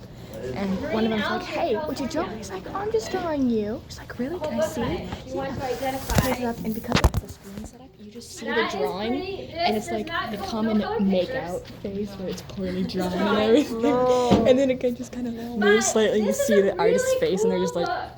It has a section, and they're all, these are all Just really mute cute Pacific Coast They're pencils. just like Really great little drawings. they're doing Color it to piss him off. It's funny. Of lots of critters. Awesome. Oh, there's a giant sunflower. Oh, look at that thing. Star. Oh, never mind. I'll have some of these kinds of things with us on that trip. Here's another little nice little guide here, Pacific Intertidal Life. I'm gonna try to get here And, early on trip day and try to get This in. is really nice. Some of the places we and, go to, you'll see they might This is what I have these usually do things for for me. sale at some of the shops we go to. This one's really helpful. A lot of the common algae Drink all of my and organisms you'll find out there. Okay? Oh my gosh! We've got one more minute. Wow. What did we decide for our dinner we're gonna have together? We should make a list of everyone's allergies so we know what to bring. Let's and make what a not to discussion post. I love that idea. Wait, what did you say? A discussion post. Yeah, so I'll start a discussion post on that. And you guys can share, I usually do in my classes have people share allergies. We forgot to do that in this class. Anything anybody doesn't eat? Oh, dude. Yeah. No fish or pig? Okay. No That doesn't mean you can't eat pig. All right, so when we do have the salmon night, right, we will have another option. I You was just just can't put thinking in a of communal stew. bringing a stove and pot and boiling some pasta, but maybe if there's some other things you want to add for that night, we can have some veggies, we can have some other stuff too, and maybe make it a little more interesting. So yeah, there is one night where there is fish, but that's all part of the cultural experience as well, and folks who want to eat the fish. Oh, they're bad. Obviously. So we'll have lots of veggie options, beans, and I will Oh, go ahead and this guy. start the It's the discussion. same guy. And we'll do the burrito taco night thing, and then like if you want to bring a pot of soup to share, if you feel like making that, that's fine. And then I'll be bringing some stuff to share with folks too, but I will list like some items that are pretty common for taco burrito night, and then you guys can say what you'll bring. And then we'll have a cooler for you to put stuff in, and we're good. Anybody want to throw out anything? Was there any other things that people could eat? No allergies? I'm allergic to eggs, but like I can be around it. I just Okay, good to know. About how much space is in this cooler, like how much should you rely on it versus like thinking like, oh, I should probably bring my own at this point? I've got access to 2 good-sized coolers that will have ice Do you in want to them. cook it? Like sandwiches and stuff? I have a on pretty good the- size Should one be as good. well. Whatever Yeah, we're and eating as a there's group, ice including at the the cooler. We transportation could, yes. Yeah. Thursday, garage next area over Thursday. there that we can just fill up Huh? Next Thursday. fill them up. It's Oh, the three dollars Thursday. buy night. Yeah, we're Thursdays eating are awful. next Every time next you do Thursday it all, at it's 4 like you would- p.m. Maybe they're out of Yeah. ice. Maybe sometimes they're out of ice over there. Yeah. he gets it down there, so it like bring ice. Make your horrible day slightly more horrible by doing all the food thing. Because I don't want to do it Wednesday. That's an idea because too. But yeah, so I can pre-prep. oh, sometimes and on I Wednesday. think I forgot to remind you all there on the Prep list for of the things prep. is to see it. You know, we might Prep for the prep. get a meal either on the road or just depending on what happens. we can always If have it's super extra stormy or sandwich something stuff. and we end up stopping somewhere, like just plan on maybe purchasing one meal during the trip. Yeah. And then if it ends up that we don't, right? But just keep that in mind and then bring enough snacks and at least three like lunches and snacks to keep you. We don't want any hangry people, right? Just get a bunch of those little Hangry, stuff. tired, 3 cold. breakfast shakes and 3 Those are not good bags of combinations. Patrons. 3's at But- work, small's at work. But we will have fun together, right? I'll make sure there's like extra snacks too. It's just the mom in me, I guess. What's that? I would have made such a loud crashing boom sound if I was her. We all might have a little mom in us. Her rock star. And dad or mom, whatever. All I right, would have guys, gotten thank 3 rocks you and then I would have for put the 4th one on and she would have your been patience. talking and I know this is a long lecture, but we'll be spending a whole weekend running around. Yeah. Except for when we're sitting on the van or sleeping. But you won't be sleeping very much. Sit down.